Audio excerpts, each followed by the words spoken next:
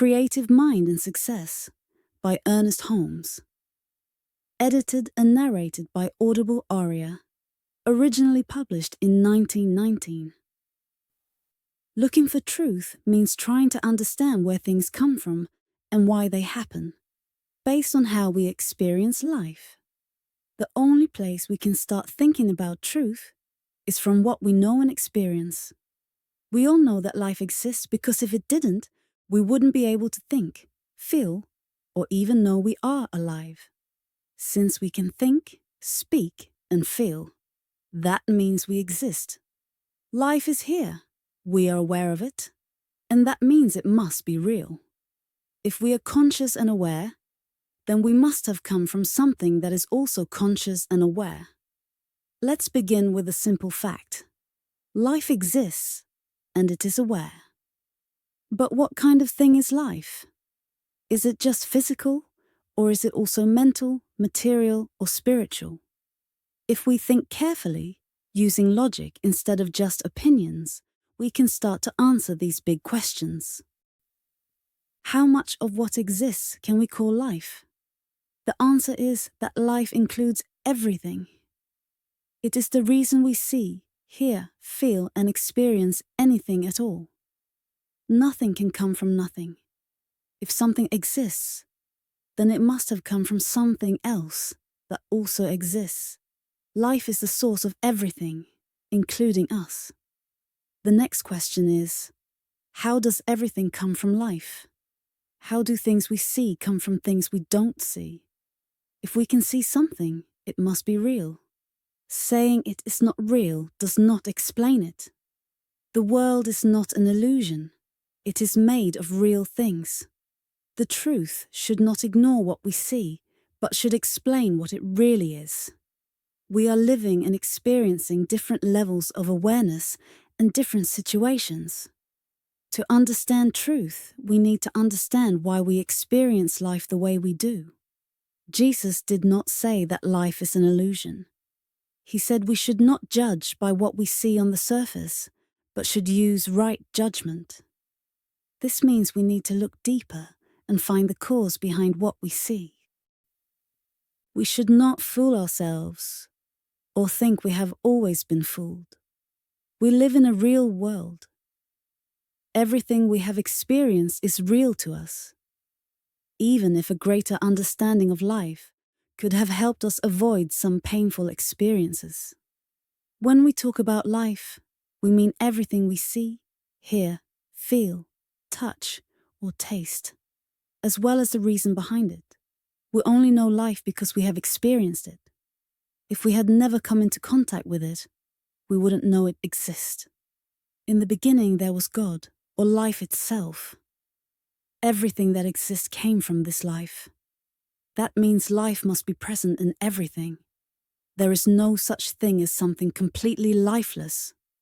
Life is one whole thing, and it can only change into different forms of itself. Everything we see comes and goes because of something happening inside it. This inner activity of life must be a kind of self-awareness or self-knowing. In human terms, we would call this thinking or conscious thought. The spirit or life or God creates things by knowing itself. This means everything exists because God recognizes or thinks it into being. Since God is everything, nothing can stop him from creating what he wants. So, how do things come into being? God makes them from himself. God thinks, and what he thinks appears. There is no other explanation for what we see. If people don't start with this understanding, they will never realize that things are not just physical, but spiritual in nature. Man exists, so that means he must also come from God. Since God, or spirit, is everything, and man is made from God, he must have the same nature as God. We are created in God's image, which means wherever God is in the universal sense, man is in the individual sense. The difference between God and man is not in what they are made of, but in how much they know and understand. Man did not create himself. He was created by God. But why did God do this? No one can fully answer that. Only God knows the reason. One possibility is that God made man to be with him, to experience life with him, and to be one with him. Those who have felt this deeply seem to have great spiritual power, which suggests that God truly made man to be his companion. God is the universal, and man is the individual. Just as the Father has life within himself, he has given life to man. Man's mind comes from God's mind, and everything man has or ever will have is part of God's nature. Man did not make this happen, but it is the way things are. He must accept it and figure out what he can do with it.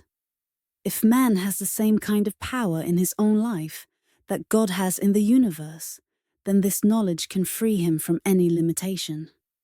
Once he learns to use this power, just as God governs the universe, man can govern his own life, always within the greater laws of life.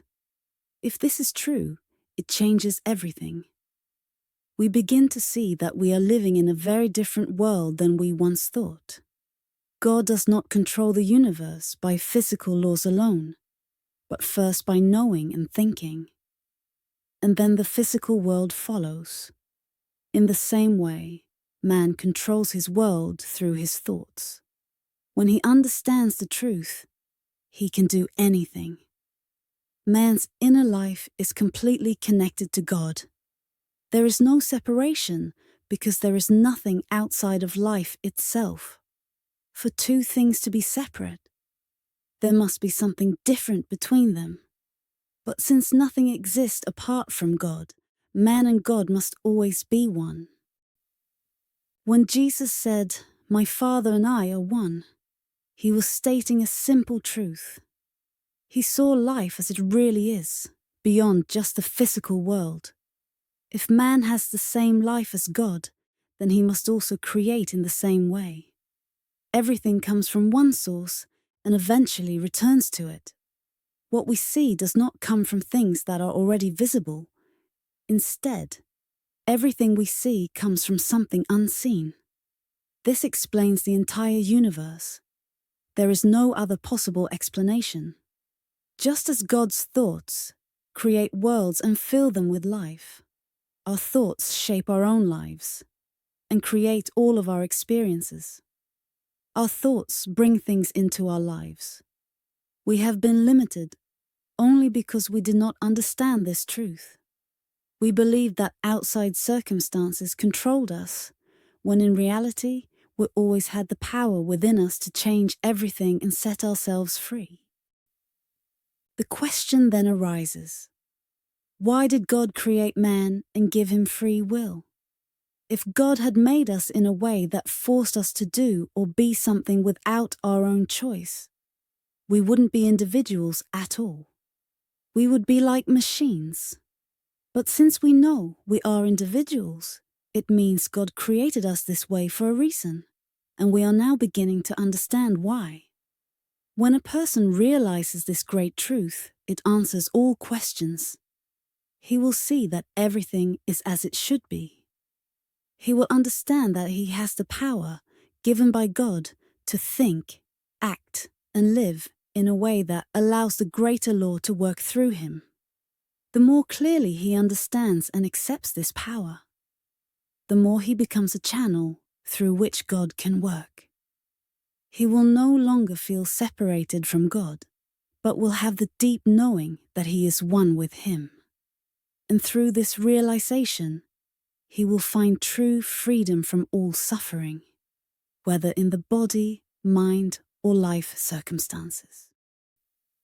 Man is starting to understand that the life within him is a gift from God. If he truly has life, and if this life is the same in nature as God's, then he is an individual with the power of choice. This means he has the freedom to shape his own life as he wishes. However, this freedom exists within law and never outside of it. Man must follow the law. If he goes against it, the law still operates, and as a result, he will face the consequences. He cannot change this, but must accept it. True freedom comes from understanding the laws that govern his life and aligning with them. When he does this, he can use them to create health, happiness, and success. Laws exist everywhere in nature, controlling everything both seen and unseen. These laws are not physical or material, but mental and spiritual. Law is how God works. We should think of God as a great spirit whose only purpose is love, giving freely to all who ask and turning no one away. God is truly our Father, watching over us, caring for us, and loving us equally. While everything is based on love, there is also order, so things do not fall into chaos. This order is governed by law, and for us, that law is always mental. Our thoughts shape our conditions and determine our experiences. Most people can easily understand that the mind has some control over the body and its functions. Some go even further and realize that the body is completely governed by consciousness. This idea is not difficult to grasp. However, it is much harder for people to see how their thoughts shape their circumstances and determine whether they succeed or fail. Let's ask a simple question. If our conditions are not controlled by thought, then what controls them? Some might say that circumstances control their lives. But what are circumstances? Are they the cause of things, or are they just a result of something else? The truth is, they are always effects. Everything we see in life is an effect. An effect is something that happens because of a cause. We are only concerned with causes, not effects. Effects do not create themselves. They are held in place by thought, by the mind, by the power of creation. If this is not clear, think about it again and understand that behind everything seen is an unseen cause. In your life, you are that cause. There is nothing but mind, and nothing moves unless the mind moves it. While God is love, our lives are still completely governed by mind and law. In our personal experiences, we are the cause, and nothing changes unless our thoughts change. The way our mind works is through thought. We are always thinking, and because of that, we are always creating. At every moment, we are either attracting things into our lives or pushing them away. Most people do this without even realizing it. But whether we are aware of it or not, the law still operates, and not knowing it does not protect us from its effects. Someone might ask, "Do you really think I wanted to fail?" Of course not. No one chooses failure on purpose. But according to the law, which we cannot deny, you must have had thoughts that led to failure. Maybe you feared it might happen, or in some way, you allowed it into your thinking. When you look back at how things happen, you'll see that we live in a universe governed by mind and law. This law reflects back to us whatever we think about. If this were not true, we wouldn't have free will. Being an individual means having the ability to think freely. If our thoughts have real power, there must be something that brings them into reality. Some people are limited by this law simply because they don't understand it. This is sometimes called karma, the law that holds back those who are unaware but gives freedom to those who understand. Since we live in mind, it can only give us back what we think into it. No matter what we do, the law always works. If we think of ourselves as poor, struggling, or helpless, then the mind has no choice but to reflect that back to us. This may be difficult to accept at first, but as we seek the truth, we realize that the law cannot operate any other way. Our thoughts set the pattern, and the mind shapes reality according to that pattern. Jesus understood this law when he said, It is done unto you even as you have believed. Should we doubt that he knew what he was talking about? He didn't say, "It might be done," or "It sometimes happens." He said, "It is done unto you." What a powerful thought. There's no need to worry, no uncertainty. It is done. The same laws that work for the successful also apply to those who struggle. The difference is in understanding and using these laws. Those who awaken to their divine nature and the creative power of their thoughts will realize that they have always had the ability to shape their own lives. The author once treated a woman who had a large growth in her body. She had surgery, and doctors removed about 50 pounds of water. But within days, the growth returned. Where did it come from?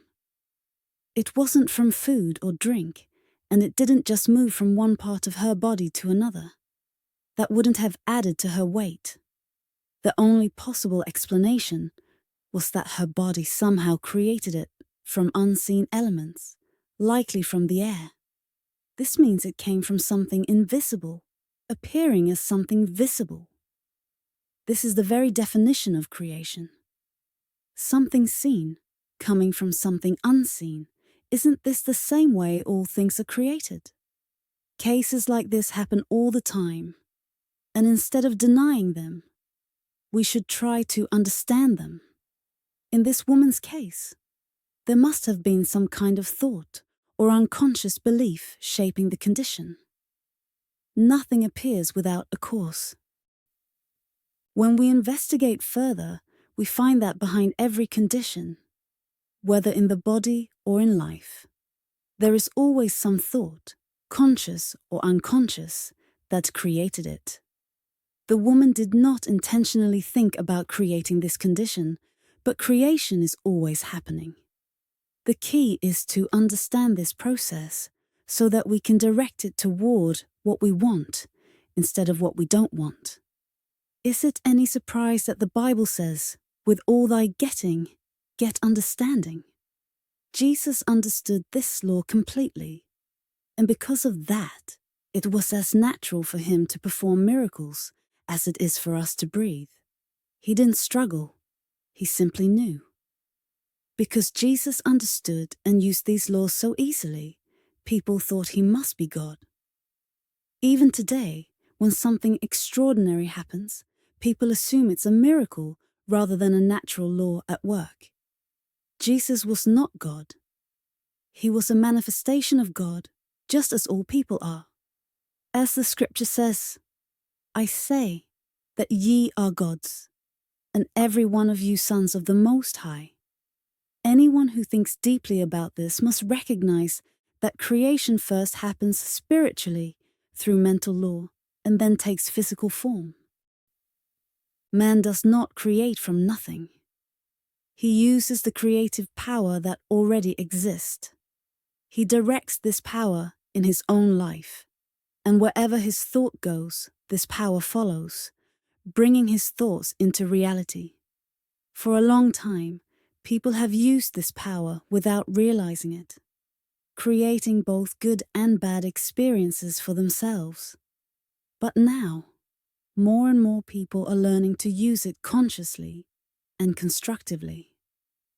This is the foundation of many spiritual movements, even though they may go by different names and beliefs. They all rely on the same universal law, even when some groups claim to have the only true knowledge. Instead of being trapped by personal beliefs or prejudices, we should recognize truth wherever we find it. Too often, people refuse to see the truth unless it appears exactly as they expect it.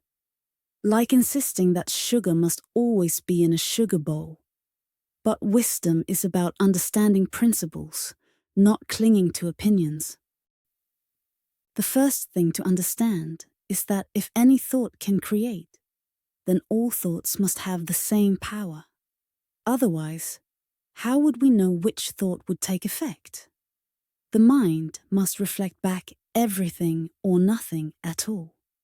just like soil accepts all seeds and immediately begins working on them. The mind takes in all thoughts and begins to act on them. This means every thought we have influences our lives and shapes our conditions.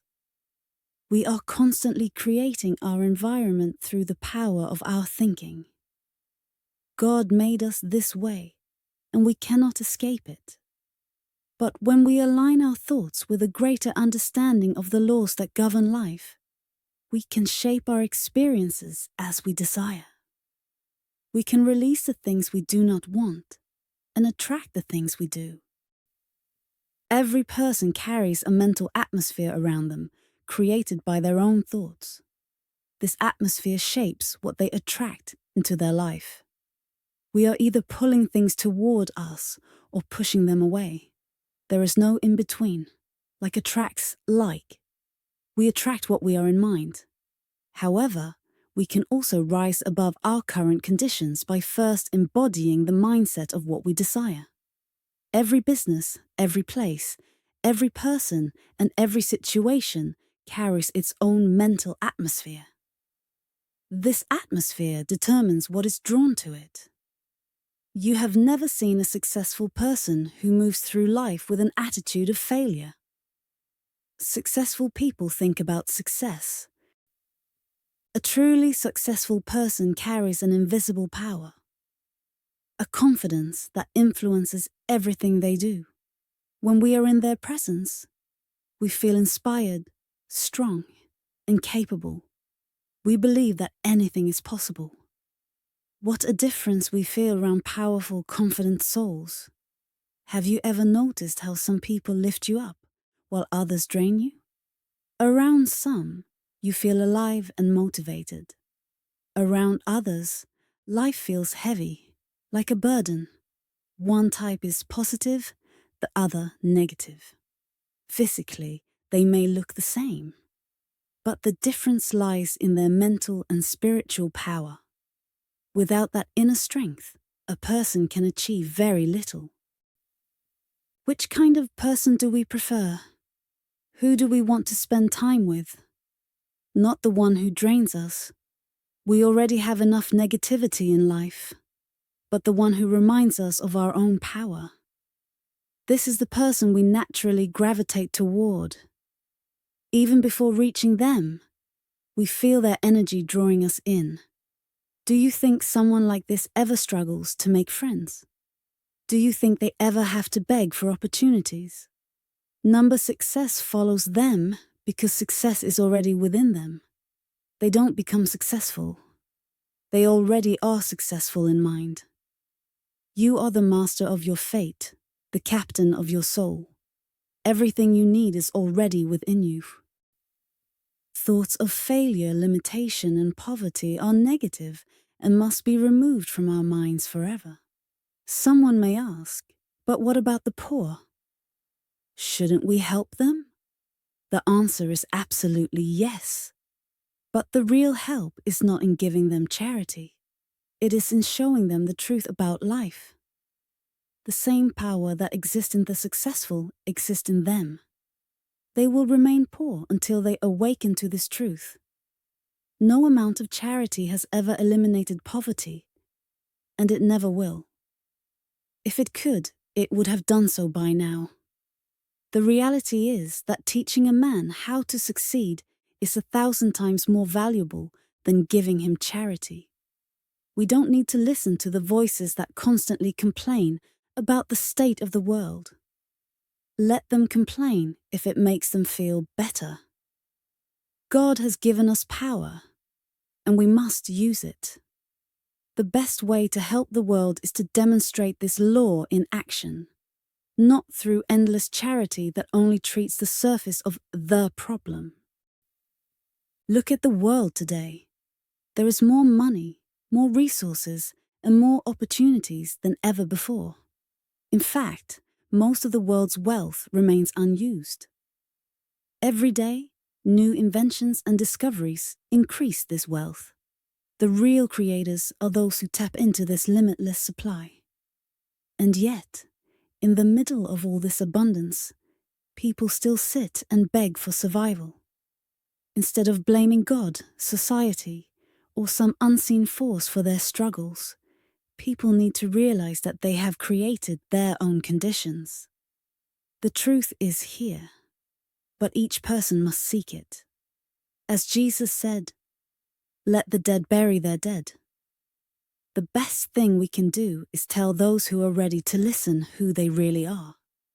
We can show them how to break through limitations, give them courage, and point them toward the path of success. But if they refuse to believe, if they choose to remain where they are, that is no longer our responsibility. Once we have done all we can, we must move forward.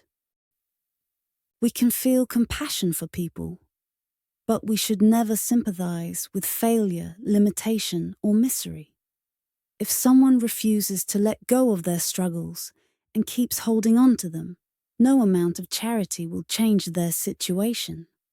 God is the silent power behind everything, always ready to express itself, but only when we create the right conditions. These conditions come from faith, not just in what we see with our physical eyes, but in the unseen forces that govern all creation. Everything is mind. We must create an open channel for this power to flow through us into our lives. If we let the world's opinions shape our thinking, then we will experience exactly what the world believes is possible. But if we rise above it, we will create something new and greater. Everyone is already creating results in their lives. The only difference is that most people are creating what they do not want, because their current level of understanding does not allow them to create anything else. Change your understanding, and you will change your life. Let's make sure we have the right mindset in everything we do. Fill yourself with courage and strength so that all thoughts of weakness disappear. If you ever feel weak, stop and ask yourself, is life weak? If life is not weak, and if God is never discouraged, then you are not weak, have never been weak, and never will be. What negative thought could possibly stand against this kind of mindset? Life is strong, and you are strong. The power of the infinite is within you. Let go of everything else and fully embrace this truth. You are strong, and you can say with certainty, "I am." You have been living under an illusion, but now that illusion is gone. Now you know the truth. And knowing the truth means you can use it to create what you desire. I and my Father are one.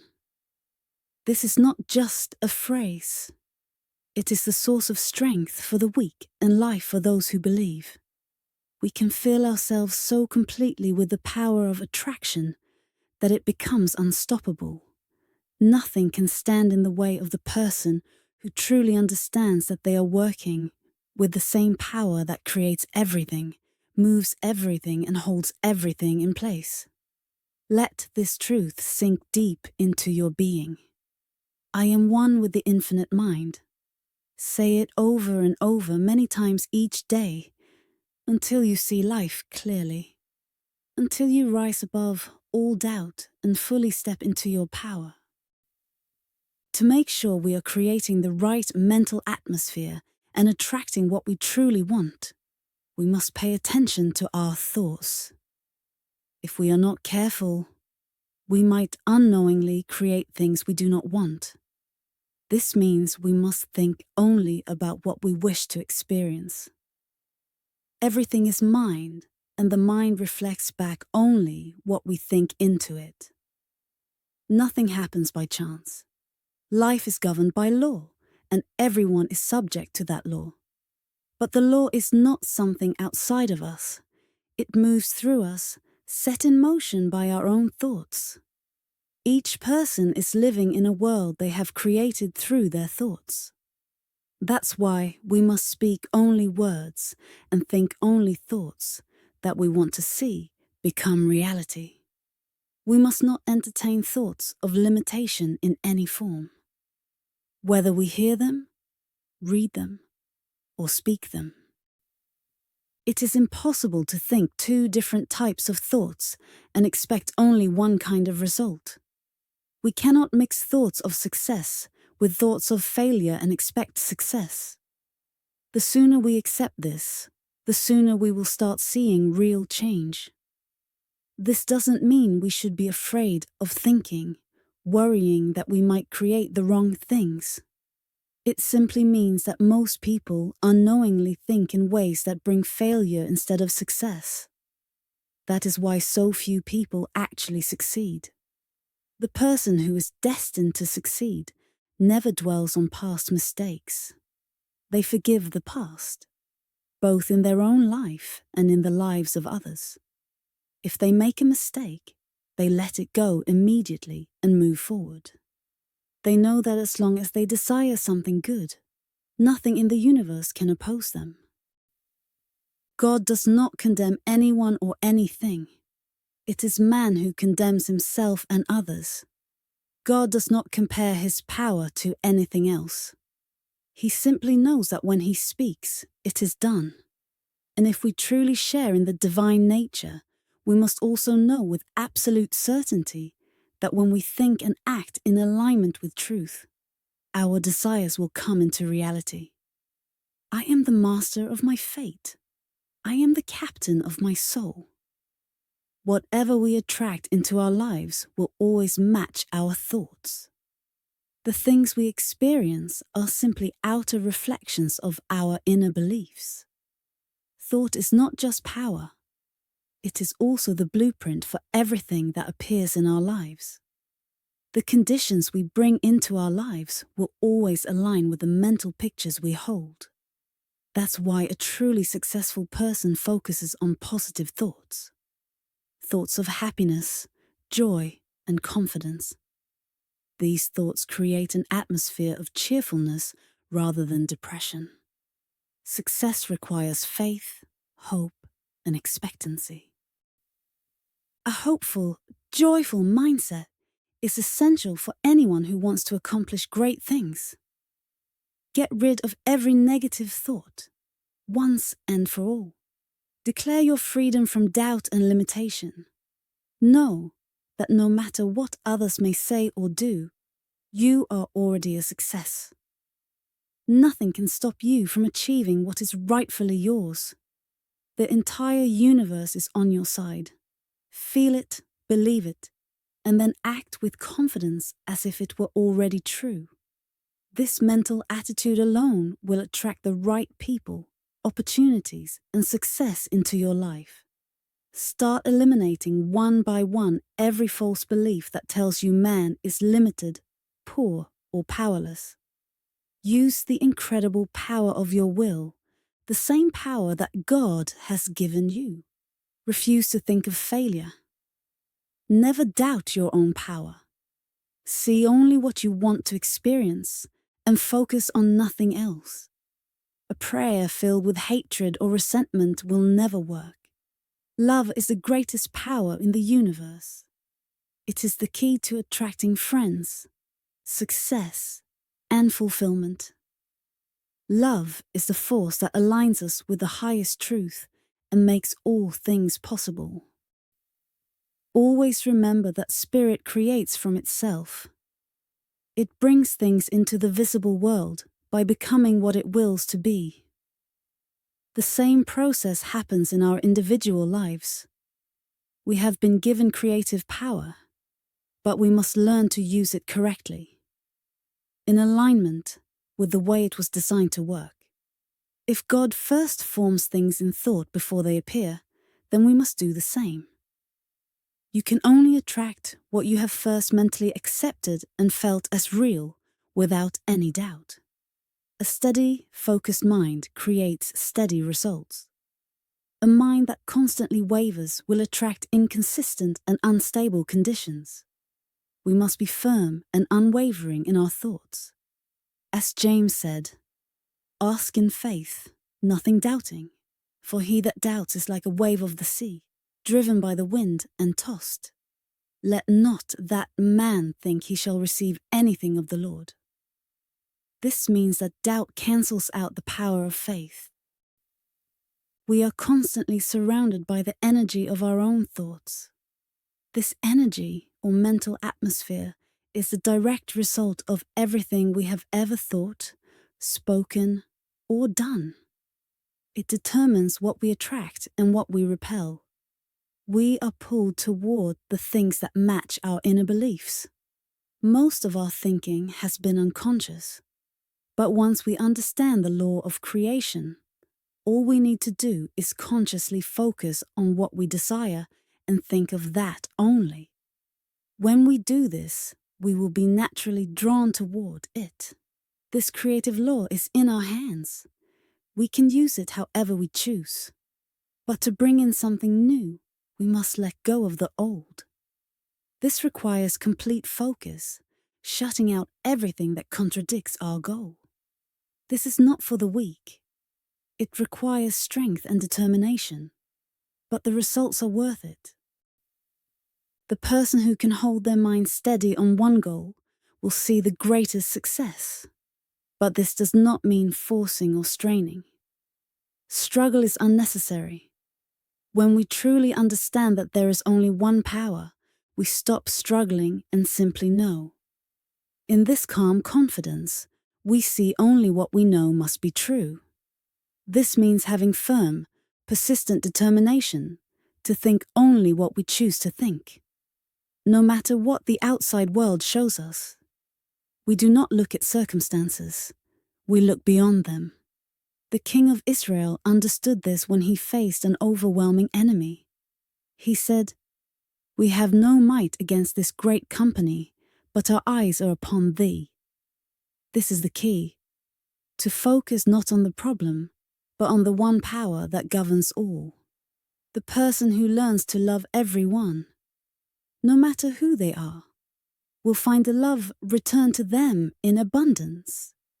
This is not just a nice idea or a religious belief. It is a scientific fact that we should take seriously. Here's why.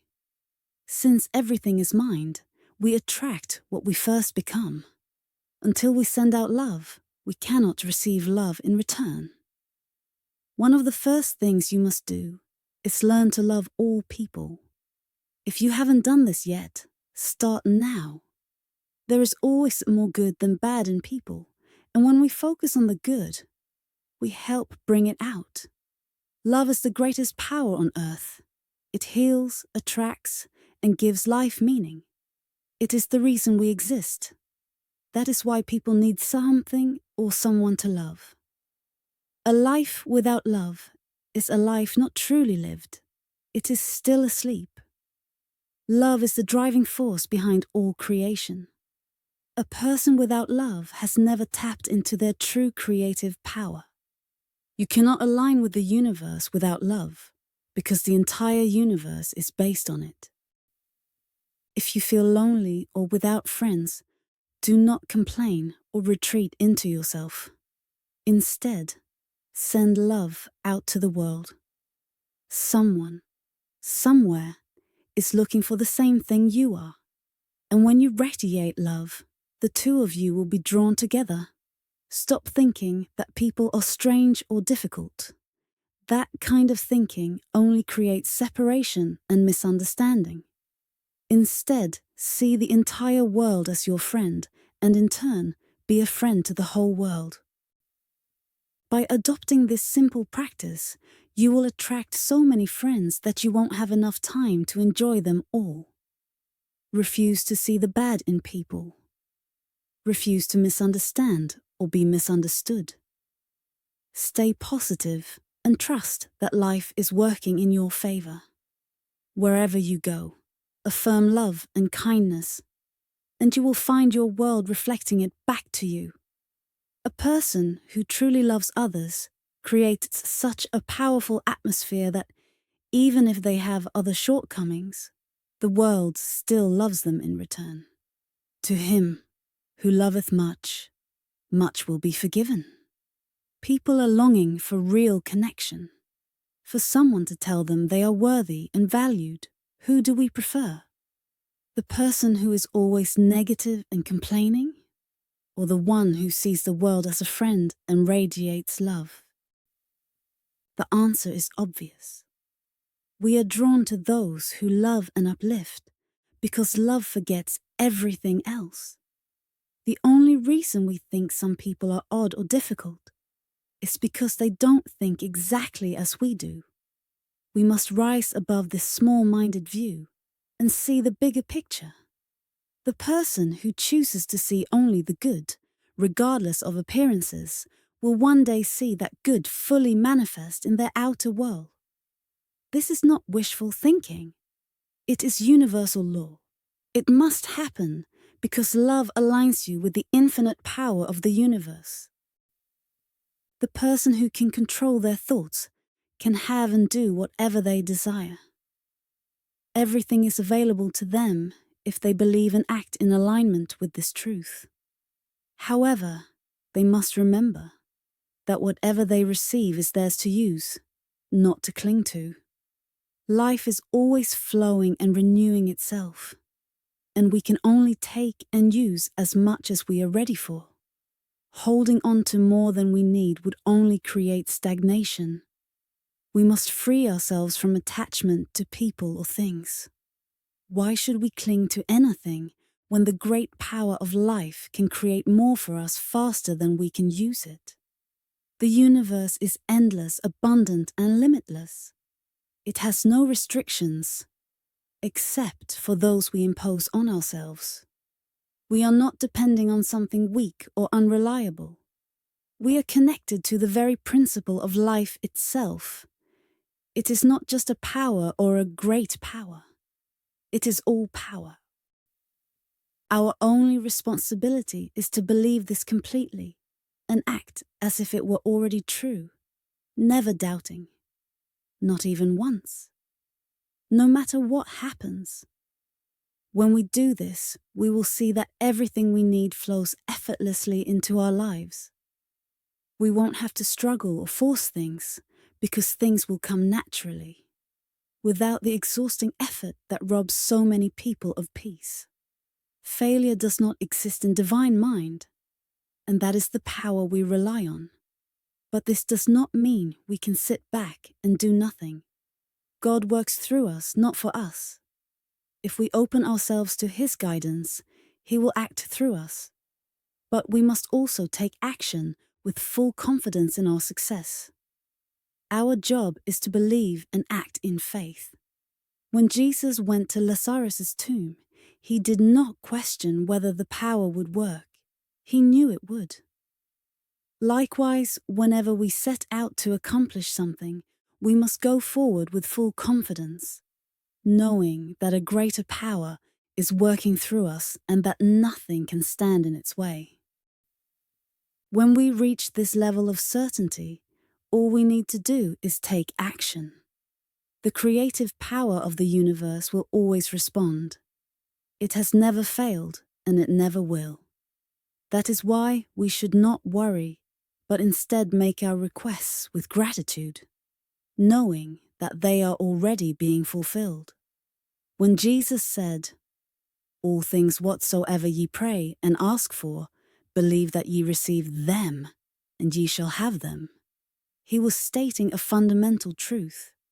He knew that everything is created from mind, and without a firm belief and acceptance, there is no mold for mind to shape into reality. In God's mind, everything already exists in its perfect form. But in our minds, we often carry doubts and false beliefs that block the flow of creation. Since God can only work through us, nothing can be done for us unless we open ourselves to receive it. Once we understand the law and how it works, we create full inner acceptance, allowing Spirit to do the work. This is why we can make our requests with thanksgiving. We already know we will receive, so we naturally feel grateful. A heart filled with gratitude is deeply connected to divine power. Gratitude makes our desires more real and tangible, strengthening our connection to the creative force of the universe. Without gratitude, we can achieve little. So let us cultivate gratitude in every part of our lives. When we send our thoughts into the world with thankfulness, they will return to us filled with abundance, joy, and the fruits of the Spirit. When a person fully understands that everything is mind and that everything is governed by law, a new realization follows. They can create through thought an unshakable atmosphere of success that will attract whatever they desire. They can send their thoughts out into the world, and those thoughts will return with the opportunities, people, and circumstances needed to fulfill their vision. They can fill their business, home, and life with the power of success so strongly that it draws abundance from every direction. What we send out in thought must return to us. The first step is to clear the mind of all doubt. This truth works only for those who believe. If someone doubts, they block the flow of creation. Without mental clarity, no real creative work can be done. Just as water always seeks its own level, the mind will only return to us what we truly believe. Not just what we wish for, but what we deeply accept as true. Our circumstances always mirror our strongest beliefs. When you think a thought, you set a creative force into motion. The universe responds exactly as you think. When you throw an idea into mind creates it and sets it in motion toward you. Understand that this power is your greatest ally. It is always with you. It never abandons you. You are never alone. There is no need for doubt, fear, or hesitation, because you are using the only power that exists in the universe. And now, you will use it with purpose. You have already decided on your goal. You will now speak it into existence. You speak with confidence because you desire only the good. And you know that only the good can come to you. You are now fully aligned with life itself, and life will support you in all things. You are establishing within yourself and in your surroundings an unstoppable atmosphere of success. This power will become so strong that it will be irresistible, clearing away all obstacles and allowing you to fully realize the greatness and the almightiness of the One. You are so certain that you do not even need to check if it is happening. You know. Now your words, aligned with infinite life, are spoken in calm, perfect trust. The moment you speak, the creative power of the universe begins working. The pattern is perfect, and the result will be perfect. You see yourself surrounded by what you desire. More than that, you are what you desire. Your words are now establishing it forever. See it. Feel it. Know it. You are now completely surrounded by perfect life, infinite activity, limitless power, and divine guidance. The power of spirit is drawing the right people to you, supplying you with all good, filling you with life, truth, and love. Now wait in perfect silence as the inner power takes your word and brings it into form. You know that it is done. The power of the infinite has gone forth. The words I speak, they are spirit, and they are life. Now, a person's words, spoken into creative mind, carry the power of expression. By our words we are justified, and by our words we are condemned. The strength of our words is equal to the faith we put into them. This is not about effort or struggle, but about absolute conviction. Words are like messengers carrying our intentions into reality. We speak into our words the intelligence that we are, and the universal mind backs them with power, making them a law over whatever they are spoken for. Jesus understood this perfectly. He believed it completely, which is why he said, "Heaven and earth shall pass away, but my words shall not pass away till all be fulfilled. This means our words are inseparable from infinite intelligence and power. If one word has power, then all words must have power. Some words may carry more power than others, depending on our faith and conviction, but every word has some effect. How careful, then, should we be with the words we speak? This truth proves that we are one with the infinite mind and that our words carry the power of life. The creative word is always with us, never far away. Every time we speak, we are activating power. We are one in mind with the entire universe.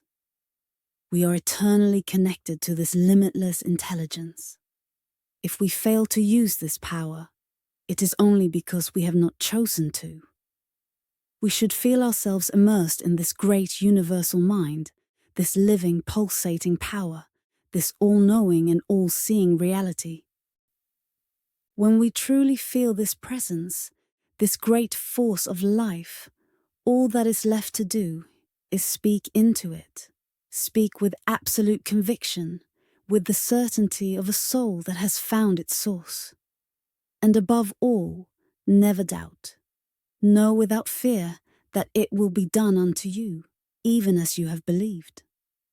What an incredible power awaits those who truly believe. A new life, a new energy, and a new creative force are ready to express through anyone who awakens to the truth. Imagine what the world will become when people finally understand the real nature of being. Humanity has barely begun to live, but the time is coming. Already, thousands are using this great power, and thousands more are watching and waiting for the new day to arrive. Whenever we pray, we must believe. Prayer is not about begging God for things. It is about knowing that we already have them. As we have said before, this believing is essential because everything is mind, and until we fully accept something, we have not provided the mold into which the mind can pour itself and manifest. This positive belief is absolutely essential for real creative work. If we do not have it yet, we must develop it. All is law. Everything operates by cause and effect. Mind is the cause, and the visible world is the effect. Just as water takes the shape of the mold it is poured into, mind will solidify into the shape of our thoughts. Thought is the form. We provide the form, but we do not create the power behind it. There is a greater force that does the work for us. Our only responsibility is to use this power correctly. This power is always available, ready to respond instantly to our words and thoughts. But the problem is that most people create poor molds. They change their thoughts so quickly that their reality is more like a motion picture than a stable, lasting creation. The power is already ours. It has been given to us by the Most High in its finite expression. But because we have not understood how to use it, we have unintentionally created the wrong conditions. And yet, this is the divine law of cause and effect, and there is no escaping it.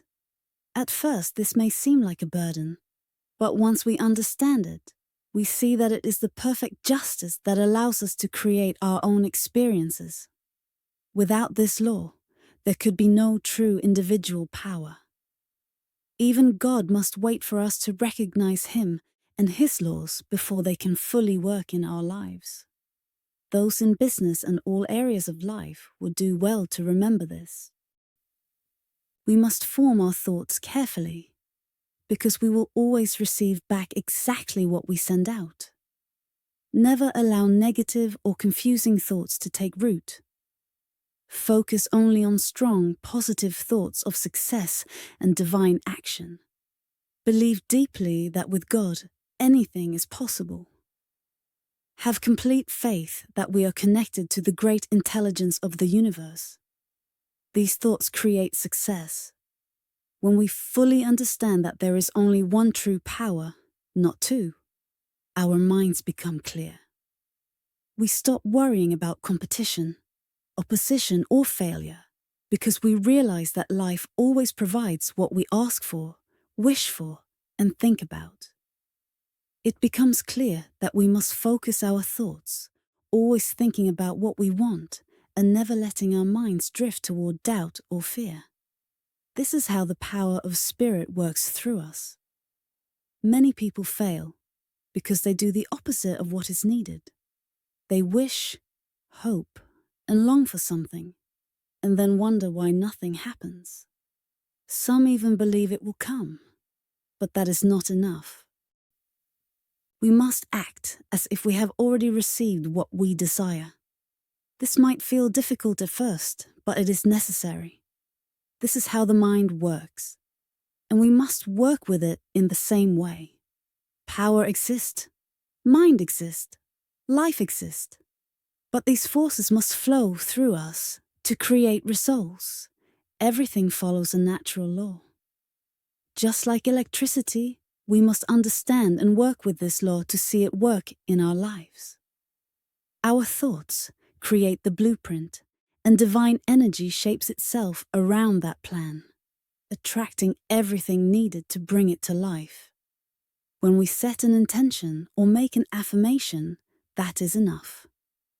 But before we can do this effectively, we must clear our minds of fear and any belief that we are separate from the divine power. Nothing can happen to us that is not first an accepted belief within our own consciousness. We may not always be aware of the beliefs working within us, but with practice, we gain more control over our thoughts. The more we practice, the more we can think exactly what we choose to think, regardless of outside appearances. Each person has the ability to understand and use this law, but it must be developed. This is done through practice, willingness to learn, and applying what we already know. The person with the greatest power is the one who has the strongest realization of the divine presence, and who applies this presence as an active force in their life. What we need is more backbone and less wishbone. There is something waiting only for our recognition. The moment we recognize it, it will spring into action, bringing with it all the power of the universe. Use your imagination. Picture yourself surrounded by a mind so responsive, so receptive, that it immediately takes on the slightest impression of your thought. Whatever you think, it takes up and brings into reality. Every thought is received and acted upon. Not just some, but all thoughts. Whatever mental pattern we provide, that is what will show up in our lives. If we continue to think of lack, we will experience lack. The moment we shift our thoughts to wealth and abundance, our reality will shift to match it. This is not theory or wishful thinking. This is absolute truth. Thousands of the most intelligent and spiritually aware people today are proving it every day. We are not dealing with illusions, but with real tangible results. Pay no attention to those who mock or doubt this truth, no more than you would pay attention to the wind blowing outside. In the deepest part of your soul, choose who you want to be and what you want to accomplish. Keep this vision to yourself. Every day, in the silence of absolute conviction, know that it is already done. It is just as much a reality now as it will be when you see it appear in the outer world. Imagine yourself as the person you wish to be. See only what you desire. Refuse to even consider anything else. Hold on to this vision without doubt. Say to yourself throughout the day, I am this. Understand what this means. It means that the infinite mind, the creative power of the universe, is this, and it cannot fail.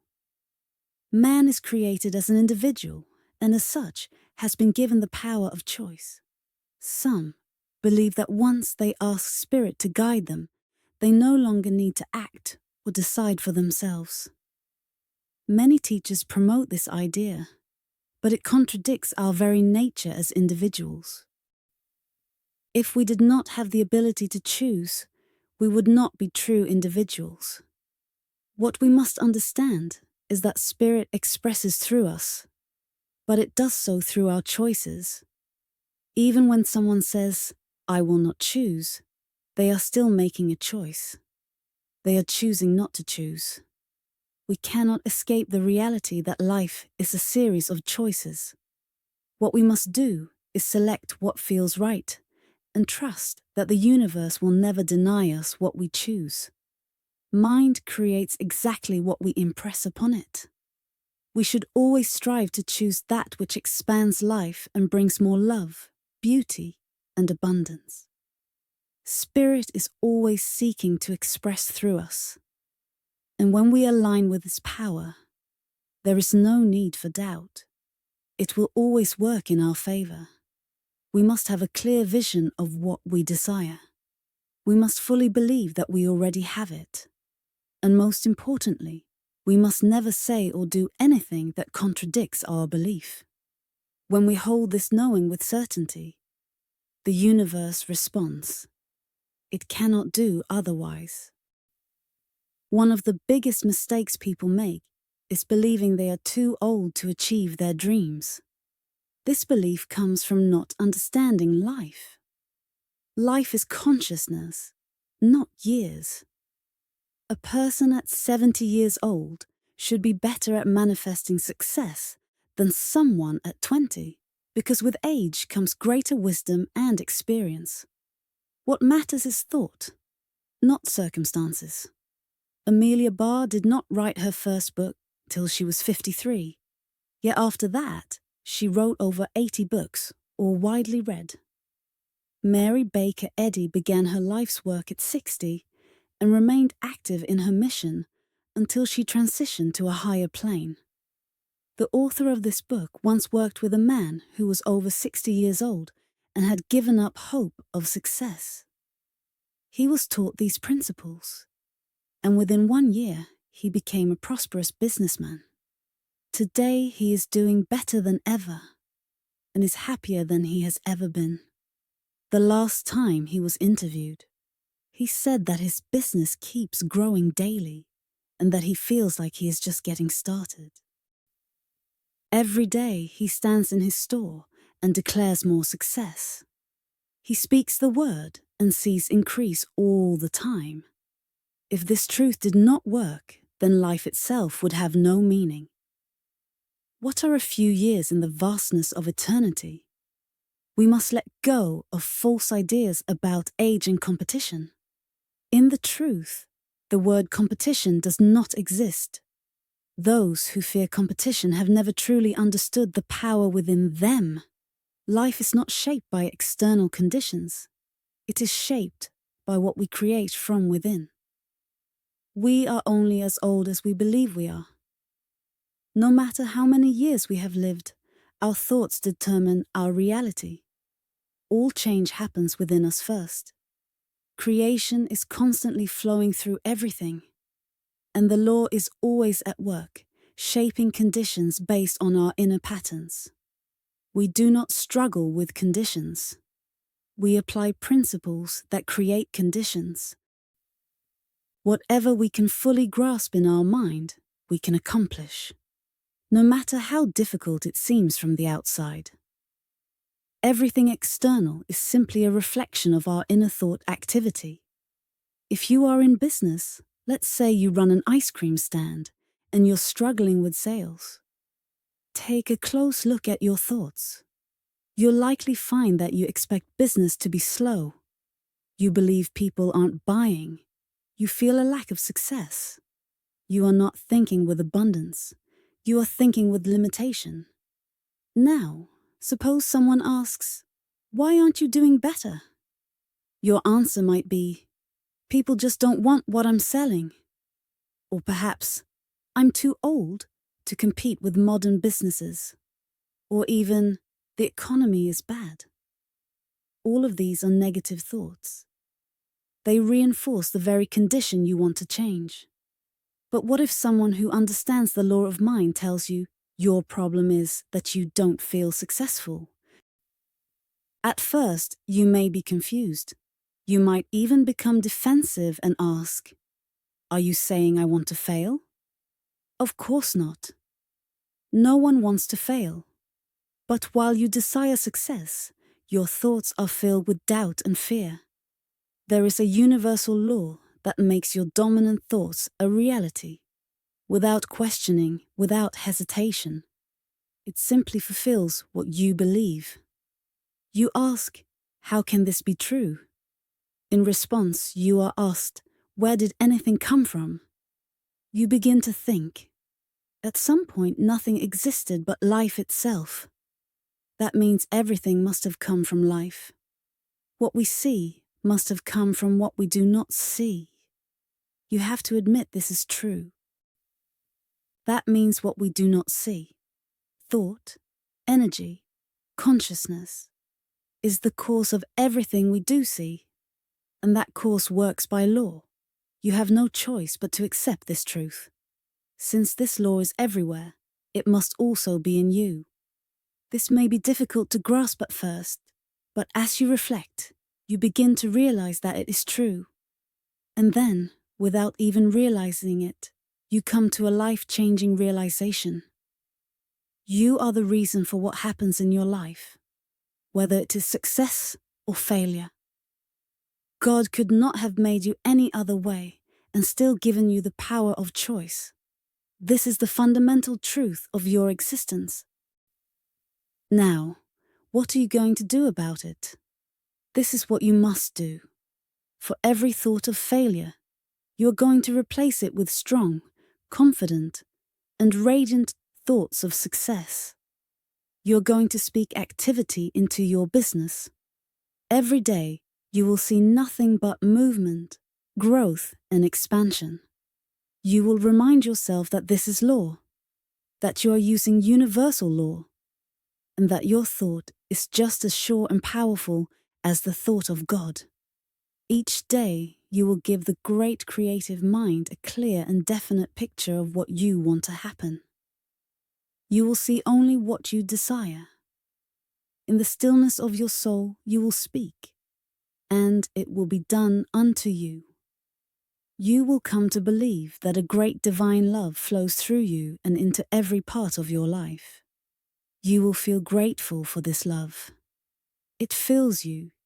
It satisfies your soul.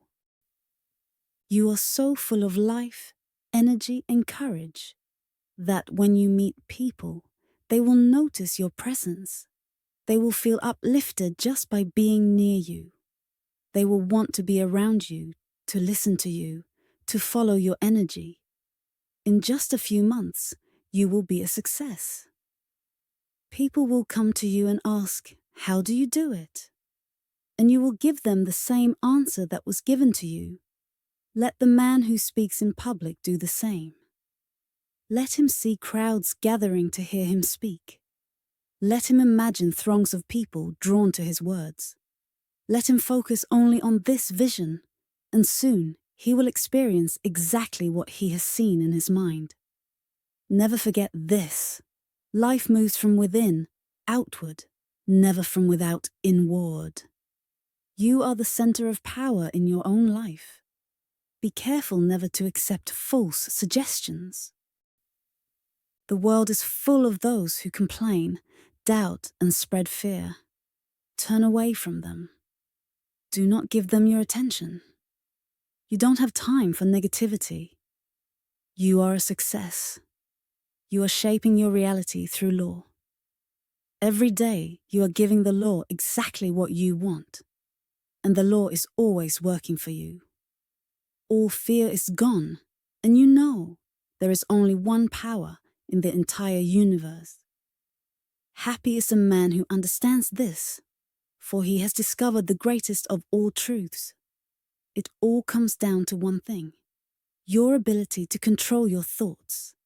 The man who masters his mind can have what he wants, do what he desires, and become whatever he wills. Life, God, the universe is his. Many people believe that money must be evil. Yet I have never met anyone who didn't want more of this so-called evil in their life. If all is an expression of life, then money is also an expression of life. And as such, it must be good. Without a certain amount of it, life would be difficult. The real question is, how do we acquire wealth? Money does not create itself. It is not a cause. It is an effect. Behind it, there must be an unseen cause that brings it forth. No cause is ever visible. Only effects can be seen. The cause of money is consciousness. People who possess a wealth consciousness naturally experience wealth in their outer lives. Those who do not have this inner awareness will not have money in their pockets. What we must develop is a money consciousness. This may sound materialistic, but the true essence of money is not material. It is spiritual. We need to establish our unity with abundance. We cannot do this while holding money away from us by thinking we don't have enough. Instead of reinforcing lack, we must start affirming that all the power of the universe is constantly bringing us everything we need. We must feel the presence of abundance. We must know that it is already ours. The moment we believe we have it, more will be given to us. Work with yourself until there is no doubt left in your mind. Money cannot be withheld from the person who understands that all is mind and that divine law governs all supply. Every day, give thanks for your perfect supply. Feel that it already belongs to you. Step into the full possession of it now. Refuse to talk about poverty or limitation. Keep declaring, I am rich. Develop $1 million consciousness, because there is no other way to attract wealth. When you do this, it will reflect into everything you do. See money flowing to you from every source and every direction. Know that everything is working for your good. Recognize the presence of an omnipotent power in your life. Speak into this power and feel it responding. Whenever you see someone with more wealth than you, do not feel envious. Instead, affirm that you also have abundance. This does not mean you are taking what belongs to them. It simply means that you have just as much potential for wealth as they do. The universe is limitless, and all you need is already yours. Whenever you see something big, immediately declare, that means me. By doing this, you unify yourself with large concepts and expand your mental capacity for success. The law will respond by bringing those things into your reality. Never allow yourself to doubt, even for a minute. Always be positive about yourself. Keep a close watch over your inner thoughts, and the law will take care of the rest.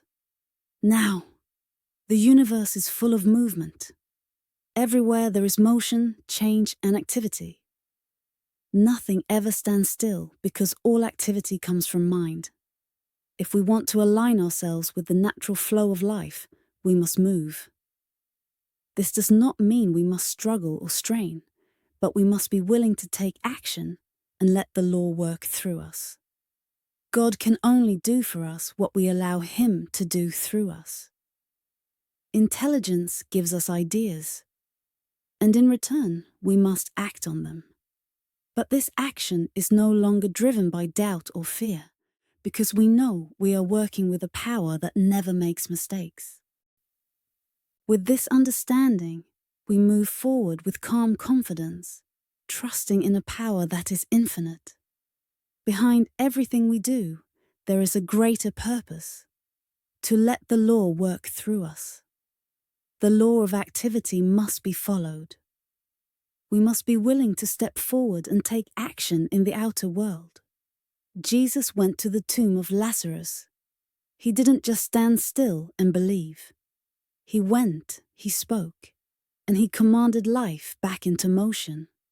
We too may have to go, but when we do, we will be accompanied by a power that never fails. This same law must be applied in business. So many businesses feel lifeless when you walk in. There's no movement, no energy, nothing to inspire confidence. The moment you step inside, you feel uninterested. You don't even know why, but you have no desire to stay. Then you walk into another store. Everything feels alive. There is movement, energy, a spirit of action. Instantly, you feel like this is the place. You want to buy. You find exactly what you need. And you leave feeling satisfied. To create this kind of magnetic activity, thought alone is not enough. Thought comes first. But the person who thinks activity will naturally express it in energetic movement. This creates an atmosphere of success in his business and in everything he does. Wherever you see a man who does not move, you will find a mind that is inactive. The two always go together. A business owner should always be engaging, moving, creating. People see this energy and they are drawn to it. We are not drawn to stagnant places where everything is always the same. The world thrives on movement and change. Movement is life. Let a store clerk think activity and start moving with purpose, even if no customers are present. And soon he will have more customers than he can handle. Alertness is key. There must be mental alertness before there can be physical activity. Act as if things are already happening, even if they have not yet appeared. Keep things moving, and soon you'll have to keep up with the rush. Activity is genius. Half the businesses in the world make you sleepy before you even walk out the door. The other half are alive, and those are the ones that are winning.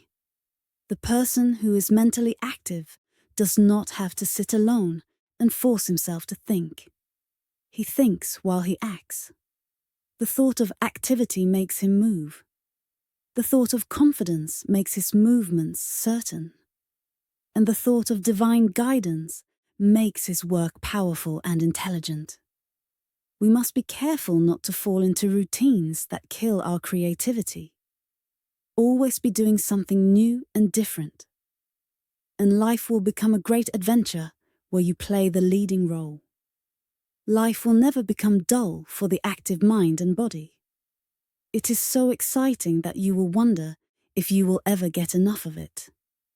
Some people, however, fall into such lazy mental habits that new ideas cannot even reach them. Great things are done by those who think great thoughts and then go out into the world to bring those thoughts into reality. If you feel stuck, start changing things. Rearrange your furniture, move your desk, eat in a different place. Do something to get energy moving, and once you start, it will never stop. The person who is awake and alive will find so many things to do that this lifetime will never be enough. He will realize that eternity is necessary to carry out all the ideas and dreams he has already begun to form. Everything comes from mind, but mind acts on itself. And we must act on ourselves and on conditions. Not as slaves, but as masters. Be interested in life if you want life to be interested in you. Act with purpose, and life will act through you. In this way, you will step into the ranks of the great people of the earth. Suppose we want to draw a definite idea, guidance, or direction from the universal mind. How do we do it? First, we must be convinced that we can. Where do inventions come from? Where did Edison get his understanding of electricity? Where, if not from the universal mind itself? Every discovery, every breakthrough, every creative insight has come directly from mind. Because there is no other source. Every invention is simply the unveiling of something that already exists, even though we may not have previously seen it. Where does the harmony of music come from? Where could it originate, except in mind? A great musician hears something others do not hear. His mind is tuned to harmony, and he catches it directly from life itself, then interprets it for the world. We are constantly surrounded by divine wisdom, by the music of the spheres, but most people never hear it. Their minds are too cluttered with worry, doubt, and noise to catch the melody. If we could truly see, hear, and understand, if we fully realize the presence of the all-powerful, all-knowing universal mind, what could we not do? When a great thought arises in someone's mind, when a poem is written, when a masterpiece of art is created, it is a sign that the veil between the seen and unseen has grown thin. The artist has caught a glimpse of reality. But inspiration alone is not always dependable. For most of us, we must take the slower but sure method of receiving guidance directly from the infinite. The method is simple, yet highly effective. When you seek an answer or direction, first become still within yourself. Do not be disturbed by outer appearances. Circumstances did not create themselves. They are only effects. They have no intelligence of their own to contradict you. Be still until you feel the presence of absolute intelligence surrounding you. Now, form a perfect picture of what you desire. You cannot receive an answer unless you know what you are seeking. Put your mind in direct contact with universal mind. Speak clearly what you are seeking. Ask for it. Believe you are receiving it. And then wait. After a few moments, declare with certainty, I now know. Even if you don't consciously see the answer yet, it has been impressed upon your deeper mind. Give thanks that you have already received it. Repeat this process every day until a direction becomes clear. Often, this works well just before sleep, when the mind is naturally receptive. After doing this, never doubt the knowledge you have asked for. The time will come when an idea begins to take shape. Wait for it. And when it arrives, act upon it with total conviction, as one who is completely sure of himself. You have received direct understanding from the source of all wisdom. This method works for anyone who practices with persistence. It is a sure guide, one that will never fail. But we must also be careful not to contradict and doubt what we affirm in faith. This is why many struggle. They affirm their desires in one moment, then deny them in the next. When we learn to hold steady in faith, we will make fewer mistakes, and in time, our lives will be guided by supreme wisdom and understanding. Never lean on other people. You have a strength within you that is more than enough to accomplish all that is necessary. The Almighty has planted genius in the soul of every individual. The task is to uncover that inner genius and allow it to shine. You will never do this if you look to others for guidance. To thine own self-repair, wait thou within the silence dim, and thou shalt find him there. All the power and intelligence of the universe is already within you, waiting to be used. The divine spark within you must be fanned into a blazing fire of your own divinity. Self-reliance is the key. Listen to your own voice. It will speak to you in unmistakable terms. Trust in yourself more than anything else. Every great person has learned this truth. Within every individual is a direct connection to infinite intelligence. When we depend on others, we are simply borrowing their light to try and illuminate our own path. When we depend on ourselves, we are depending on that inner voice. the voice of God speaking through us. Man is both the inlet and the outlet of all that exists in God. God has brought us to a place where we can recognize our own individuality. From this point forward, we must allow Him to express through us. If it were any different, we would not be true individuals. Behold, I stand at the door and wait. This is not a promise of something distant. It is a statement of the near presence of power. But we must open the door. That door is our own thought, and we alone are the guardians of it. The moment we open the door, we will realize that divine presence has been right there all along, waiting, ready and willing to do for us whatever we can believe. We are strong with the strength of the infinite. We are not weak. We are great and not small. We are one with the infinite mind. When you have something important to accomplish, keep it to yourself. Do not talk about it. Simply know in your own mind what you want and remain silent. Often, when we have a big vision, we start talking about it. And before we realize it, all the power behind it seems to fade. This happens because our thoughts are constantly moving into the creative mind. The clearer our thought, the stronger it manifests. If we begin to doubt, the manifestation becomes uncertain. If our thoughts become scattered or confused, they will only produce confusion. This is the law of cause and effect, and it cannot be altered. Too often, when we share our plans with others, their doubt, skepticism, or even laughter weakens our confidence. They may not mean harm, but their disbelief can affect our thinking. Especially if we are not completely certain ourselves. If we were always strong and unwavering, this would not matter. But the moment we allow even a small amount of doubt, we lose the mental clarity needed for successful creation. When you want to accomplish something great, first create the mental blueprint. See it clearly. Expand your vision. Make the image perfect in your mind. Keep it to yourself. Hand it over to the creative power behind all things. Wait. Listen. And when the inspiration comes, act on it with full confidence. Do not discuss it with others. Never listen to negative talk or allow it to influence you. When you do this, you will succeed where others fail.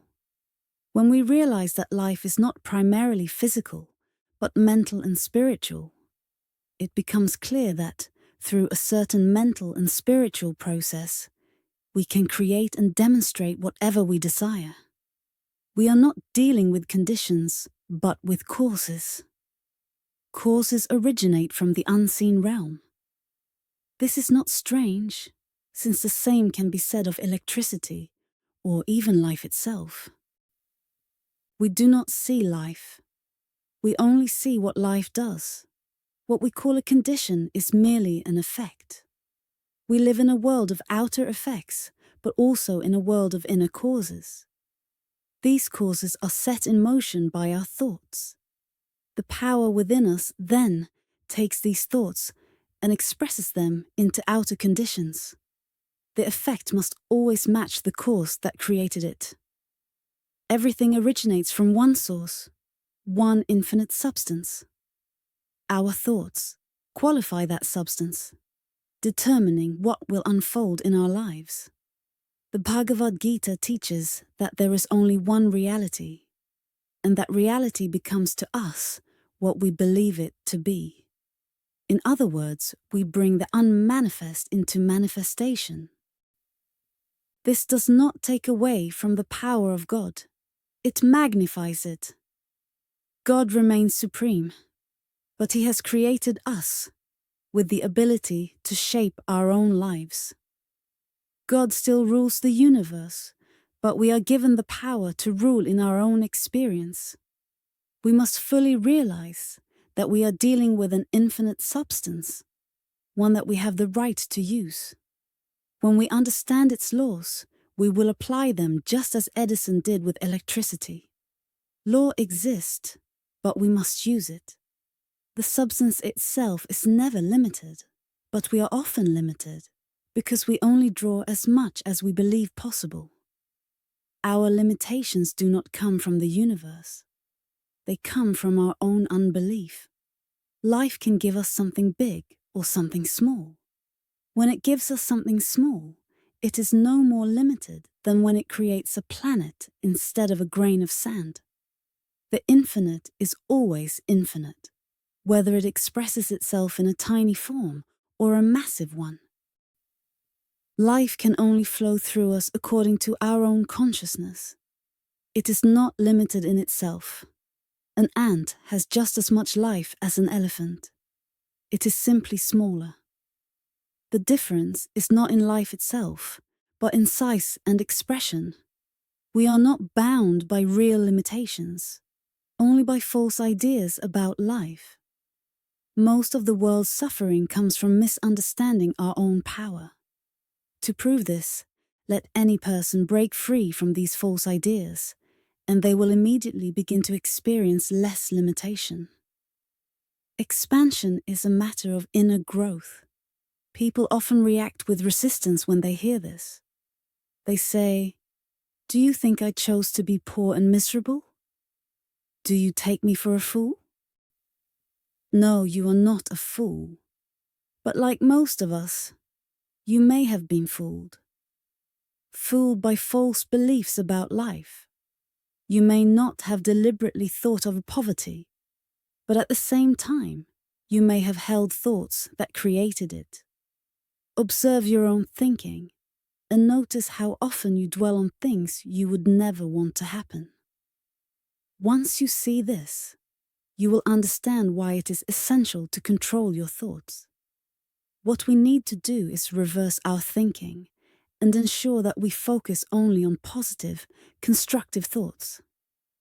A calm, determined effort to think only what we choose to think, no matter what conditions appear, will place us on the path to a higher realization of life. Of course, we will fall. The road is not always easy, but every day we will grow stronger. Every day, we will be giving the creative mind a clearer and greater concept to bring into reality. Every day, we will overcome some negative tendency. We must remain committed until we gain full mastery of our thought. On that day, we will rise, never to fall again. At the same time, we must be patient and kind to ourselves. Never become discouraged, never give up. Always feel that you are backed by an omnipotent power, that you are guided by a loving and infinite presence, and the journey will become easier. One of the most important things to remember is that we cannot manifest anything beyond our mental ability to embody. Every idea we give birth to must come from within us. We put into our thoughts who we are and what we are not. We cannot put into them. If we want to draw something from life, we must first think it into existence. Life always produces what we think. To have success, we must first conceive it in our mind. This is not because we are creators, but because the flow of life into manifestation, through us, must take the form we give it. If we want something, we must first hold the mental equivalent of it within ourselves before we can receive it. This is what Jesus meant when he said, "Believe when you pray." Belief is the ability to know something as true before we physically see it. For example, suppose a man prays for activity in his life. The true meaning of prayer is to accept the thing before receiving it. Before activity can appear in his outer life, it must first exist within his consciousness. He must begin to see activity in everything, to feel that energy flowing through his world. There must be something within him that corresponds to the thing he desires. He must hold the mental equivalent of it. We attract to ourselves only as much of anything as we have embodied within. Just as water rises to its own level, our outer conditions will always match our inner realization. A person will always draw to himself exactly what he is. But we can learn to create within ourselves the image of what we desire. And by doing so, we can use the law to bring exactly what we need into our lives. If at first we do not have a strong sense of activity, success, or abundance, we must begin where we are. As our outer conditions rise to meet the inner course, it becomes easier to expand our consciousness and allow even greater things to unfold. Everyone must start somewhere, and that somewhere is within. The real work must take place in the inner world. It is there that we must make our affirmations, set our intentions, and hold the realization of truth. At first, this may seem difficult. We are constantly confronted with what appears to be, and we may not always feel strong enough to overcome it. But we must trust that we are growing. Every day, we are expanding our understanding of life. Every day, we are strengthening our ability to speak into the creative mind with certainty. Every day, we are forming a greater and clearer vision of ourselves. Growth and realization always come from within, never from outside circumstances.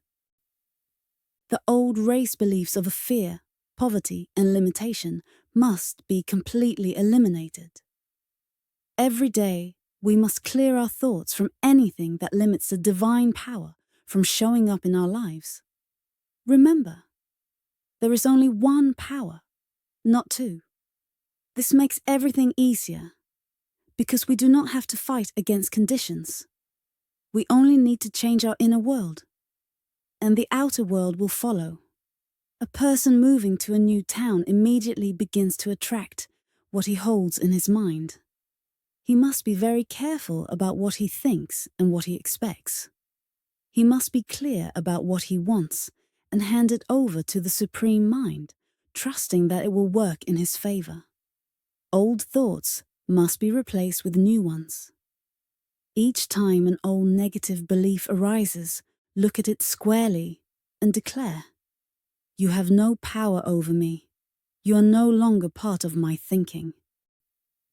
Affirm the law of abundance and trust in it completely. Make it a daily practice to see more, understand more, and expect more. Feel every day that you are being divinely guided and supported. There is no special creation for any one person, but every thought we think specializes the law and brings back exactly what we send into it. A powerful practice is to sit quietly and realize that you are a center of divine attraction. Feel that all things are coming to you. Know that the power within you is going out and drawing back everything you need. Do not overthink it. Just do it. When you are finished, let it go, trusting the law to do its work. Declare that all life, all love, and all power are already yours.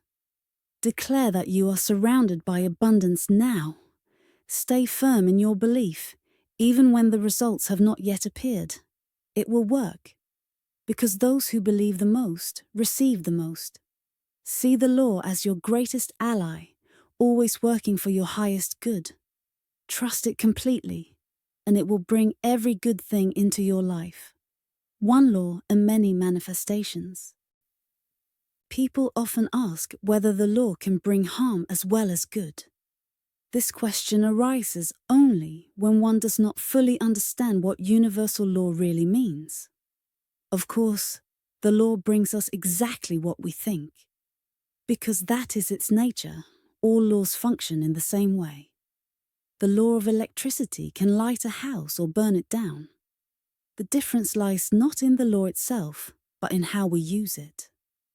There is no risk of using the law for harmful purposes if we always use it for the fuller expression of life. We should never use it for anything we would not want to experience ourselves. This understanding should settle any concern about misusing the law.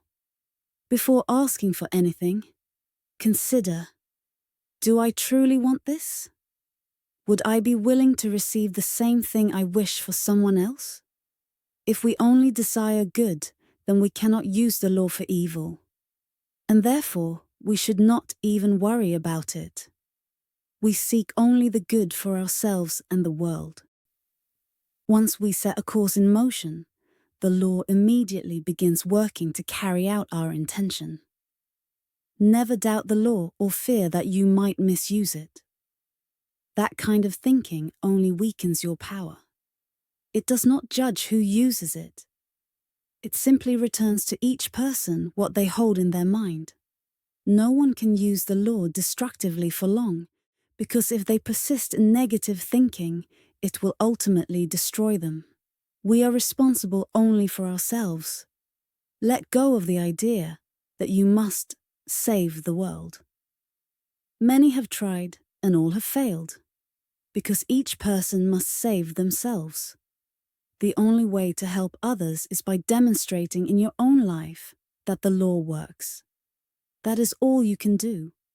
Each individual must come to this realization on their own.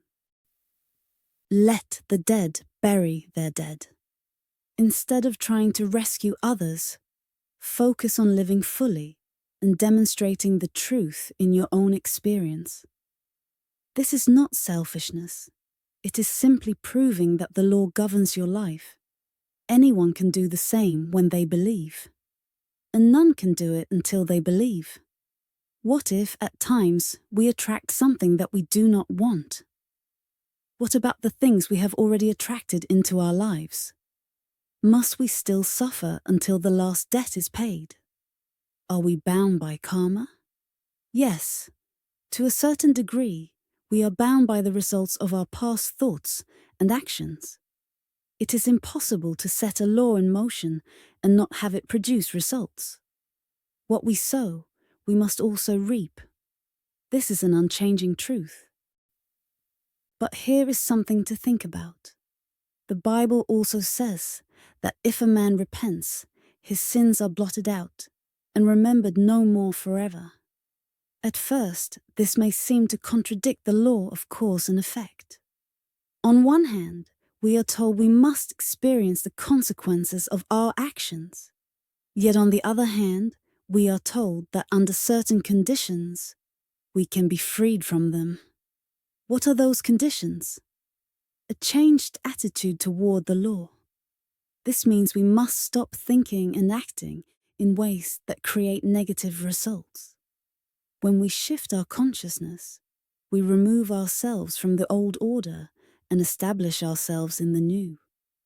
Someone might ask, does this mean we can escape the law of cause and effect? The law is never broken. It continues to function. However, the flow of the law changes when we change our thinking. For example, imagine throwing a ball at a window. If nothing stops it, the glass will break. This is law in motion. But if someone catches the ball before it reaches the window, the glass remains intact. The law is not broken, only redirected. This is how we transcend past experiences, so they no longer have power over us. If we have attracted something undesirable, we must remember we do not have to keep it.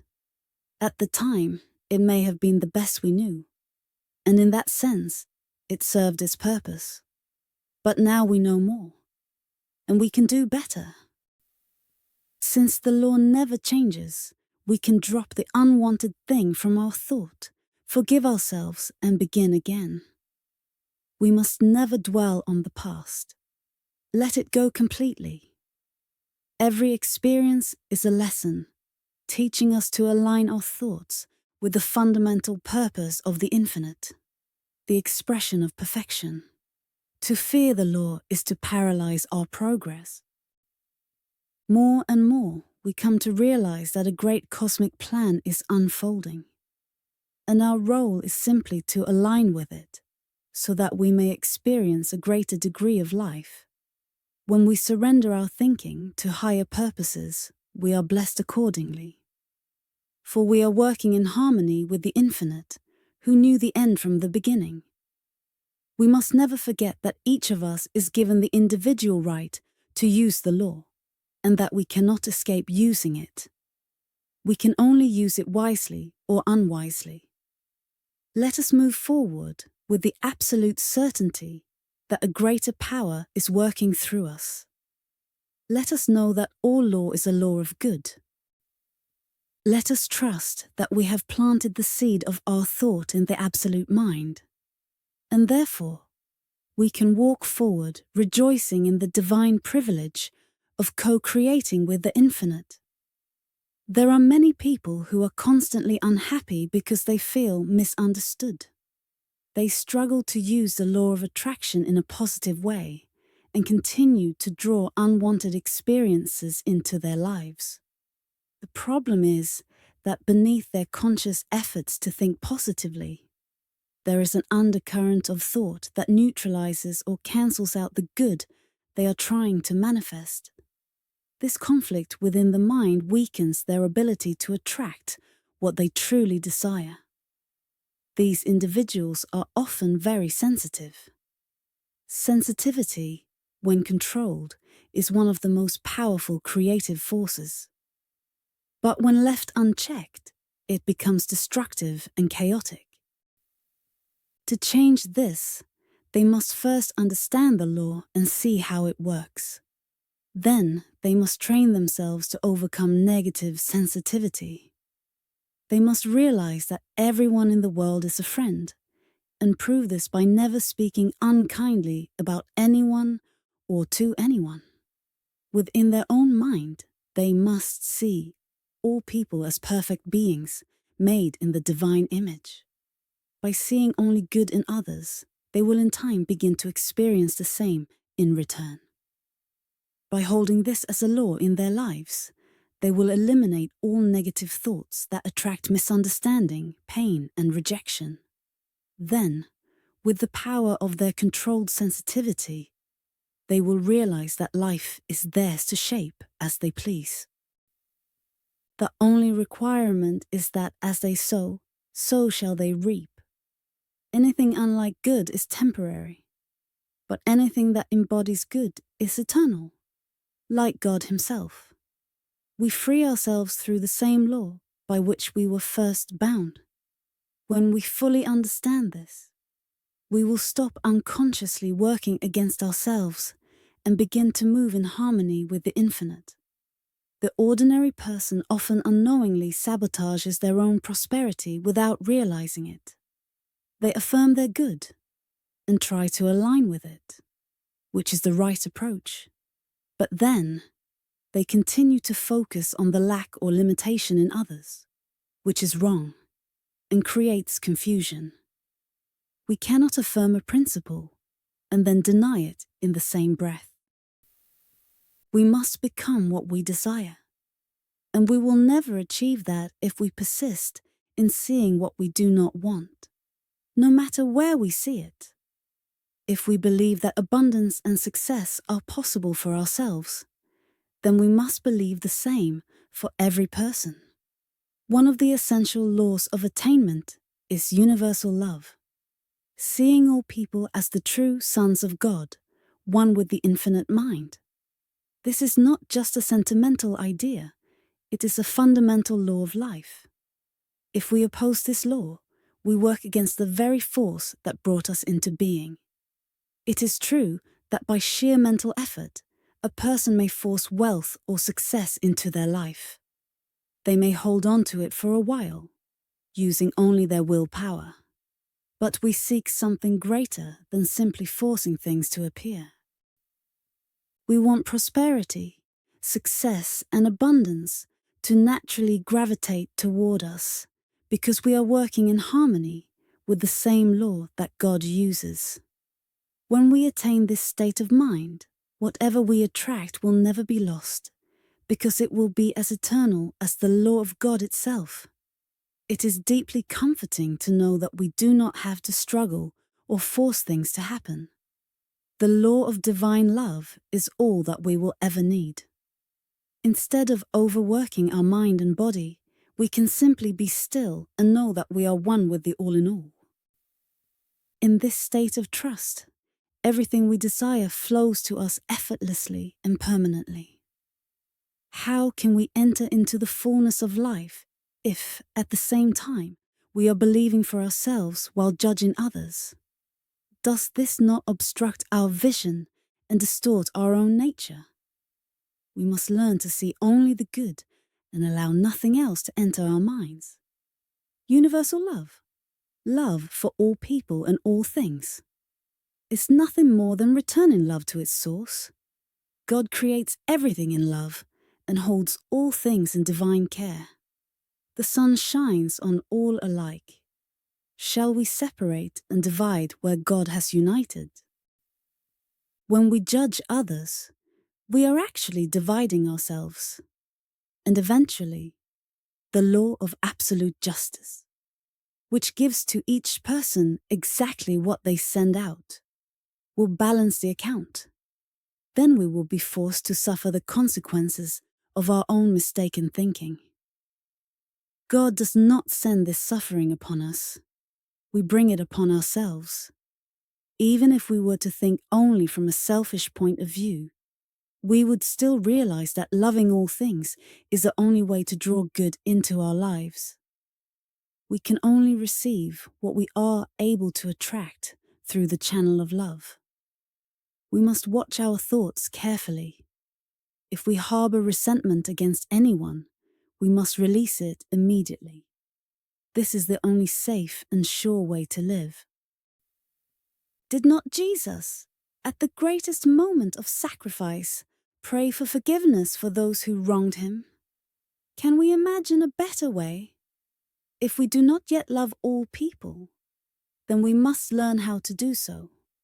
The journey will become easier when we remove all condemnation from our hearts and see only good. God is good. God is love. More than this, we cannot ask for. More than this, we cannot even conceive. Another thing we must completely eliminate is talking about limitation. We must not think about it, speak about it, read about it, or give it any place in our minds. For we only receive what we think about. No more, no less. This may seem difficult at first, but we must remember that we are working with the science of being. Though the process may take time, sooner or later we will master it. And once we do, it is done forever. Every step we take forward is eternal. It is never lost, and we never have to take it again.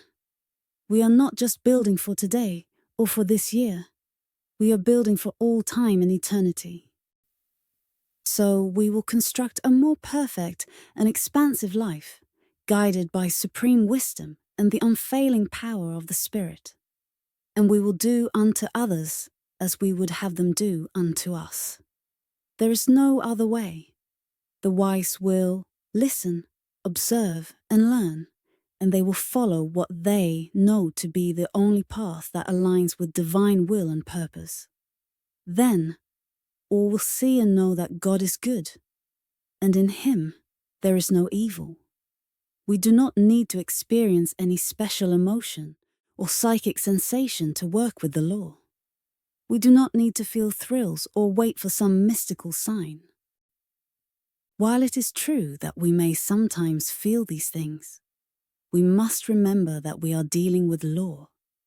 And as law, it will respond to us when we comply with its nature and use it correctly.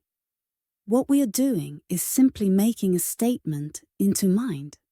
If our mental impression is clear, if we truly know that it is and that it is done, then we have already put forth all the energy required until the external conditions align for further action.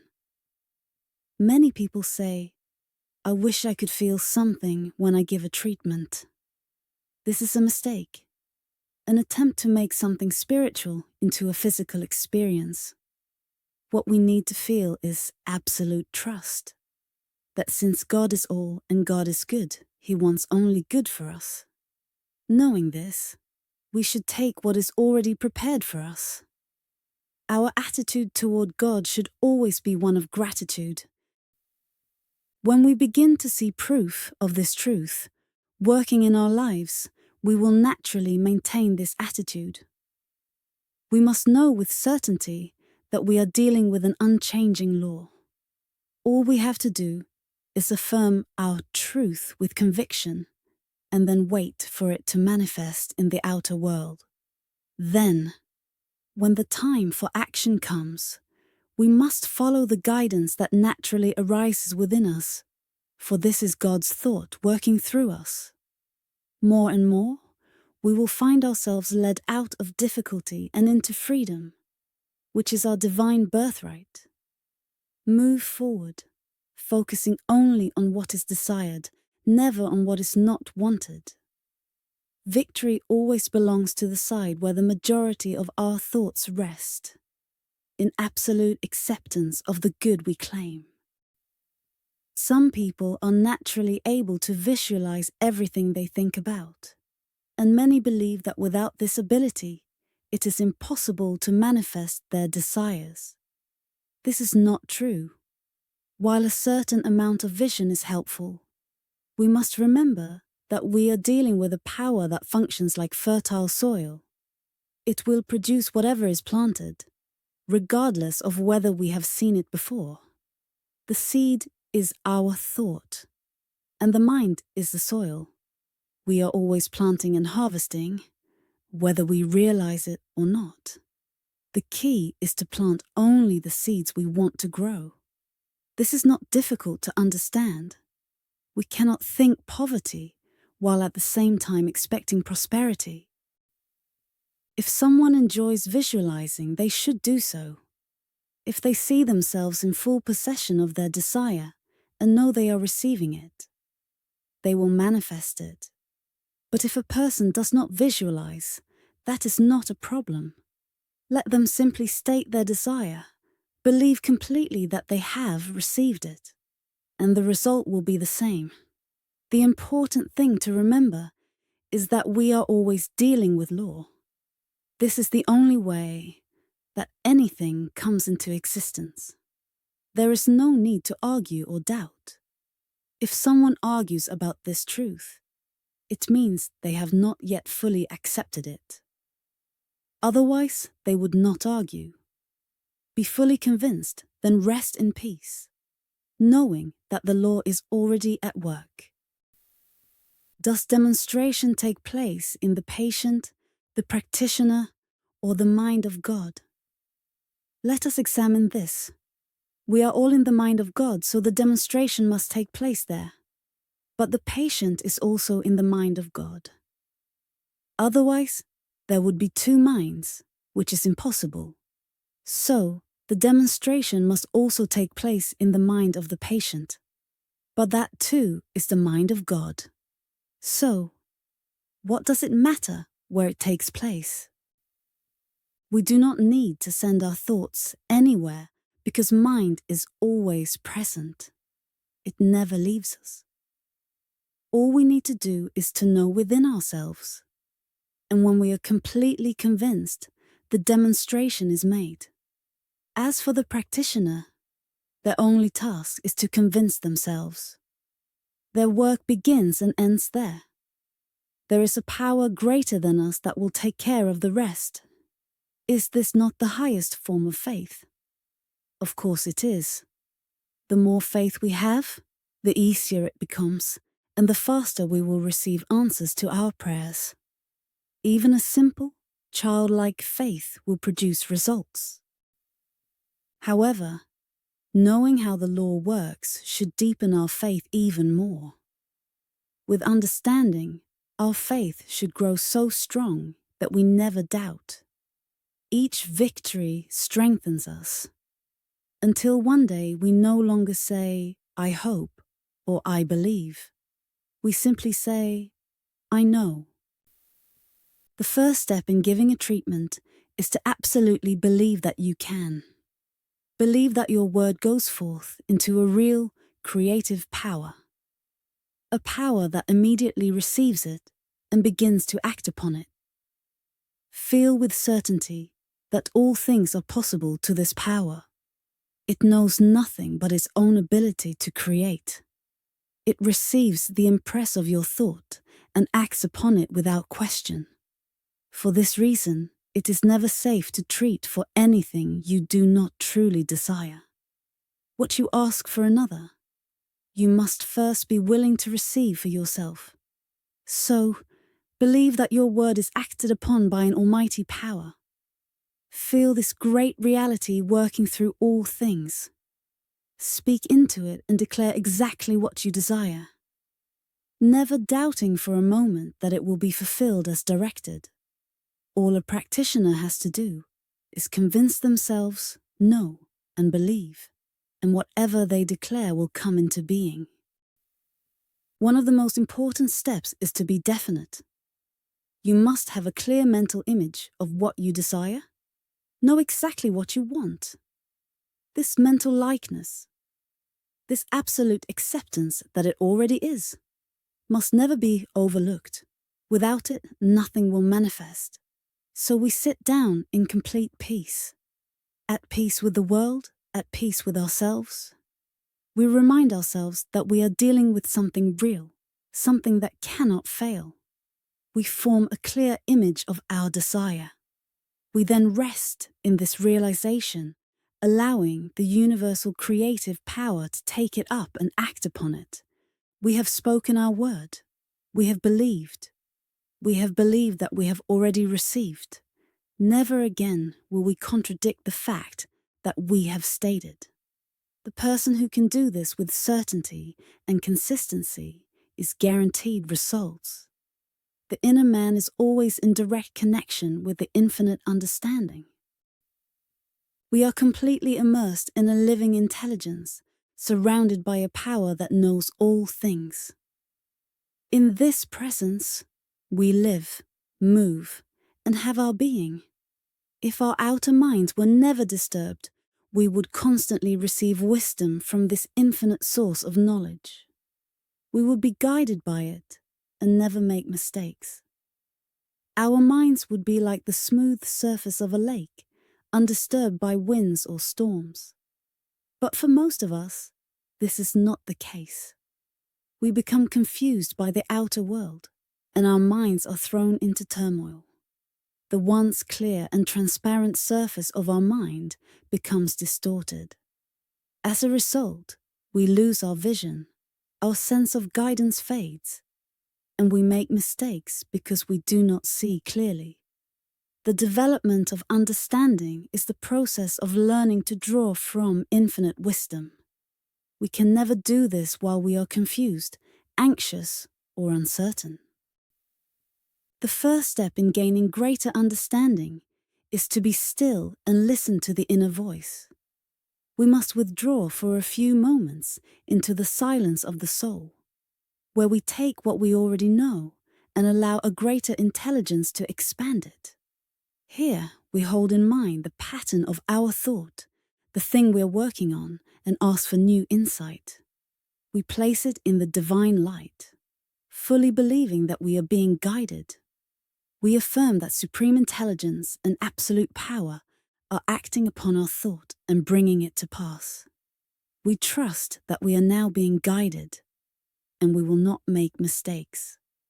In this stillness, we hold ourselves in the secret place of the Most High and abide under the shadow of the Almighty. Often, we find ourselves at a crossroads, unsure of where to begin.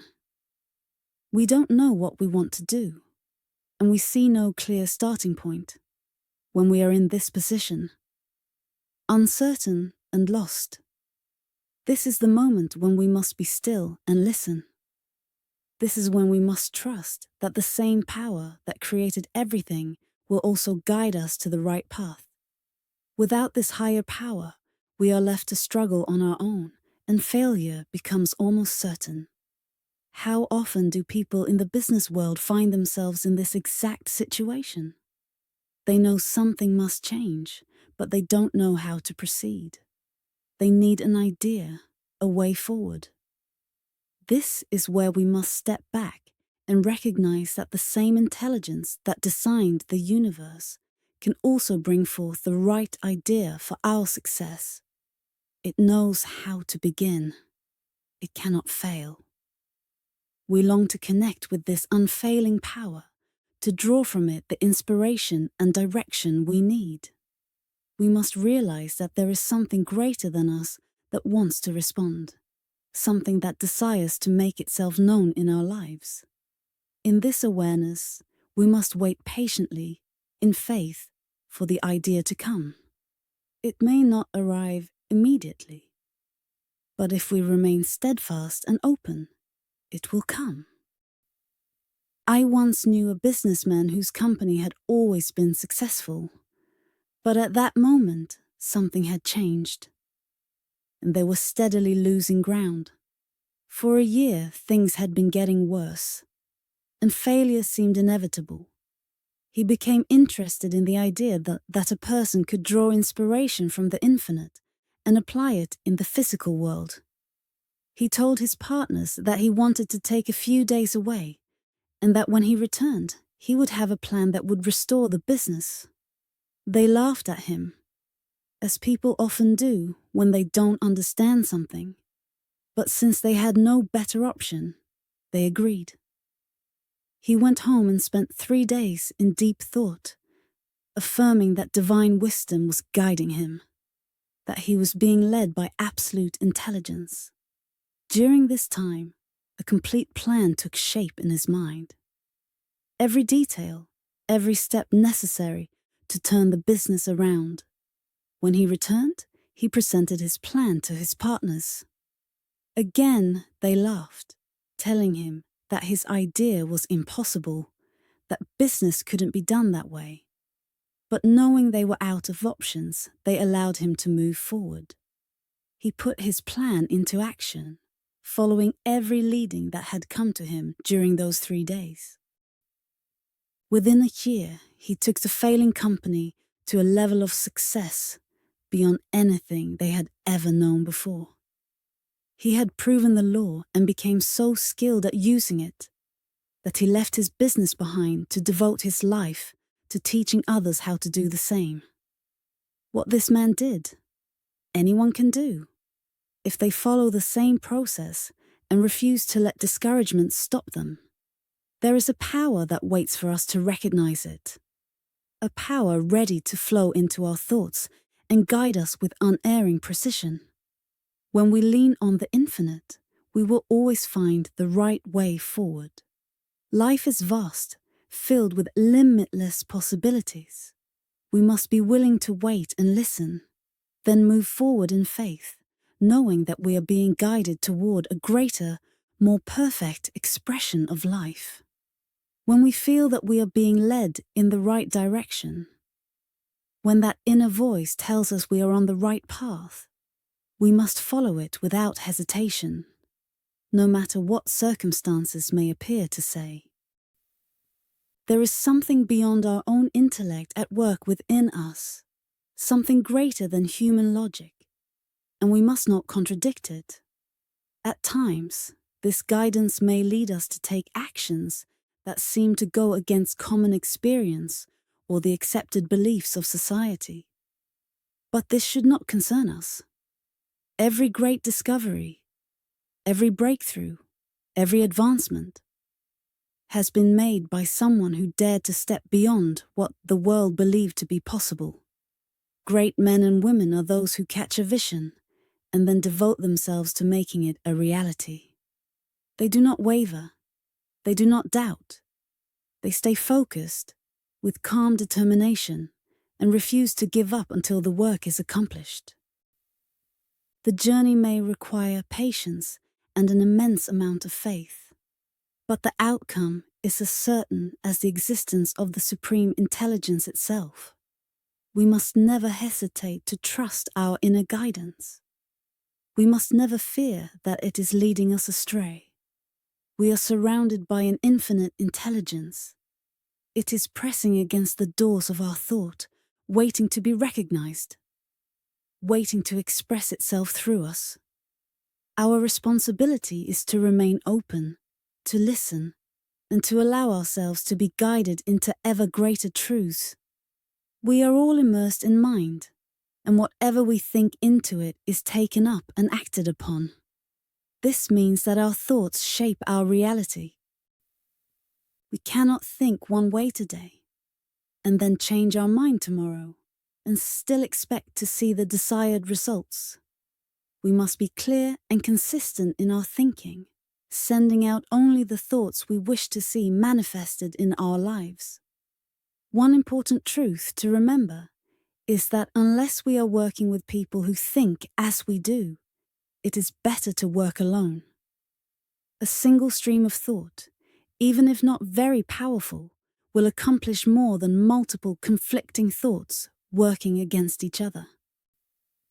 This means that unless we are sure that we are surrounded by like-minded people, we should keep our thoughts to ourselves. Of course, we cannot withdraw from the world simply because others do not agree with us. But what we can do is control our own thinking. We do not need to leave society to maintain our focus. We simply need to realize that we can remain in the world while still thinking exactly what we choose to think, regardless of what others around us may believe. One steady stream of thought, directed daily into creative mind, will work wonders. Within a year, a person who practices this with discipline will see their entire life transformed. Every day, take some time to think about what you truly want. Picture it in your mind exactly as you wish it to be. Then tell yourself that it is already done. Try to feel that what you are saying is real. Words and affirmations only shape thoughts. They don't create anything by themselves. Feeling is what brings things to life. The stronger the feeling behind your words, the more power they will have to shape your reality. Remember, what happens in your life is just a result of your thoughts.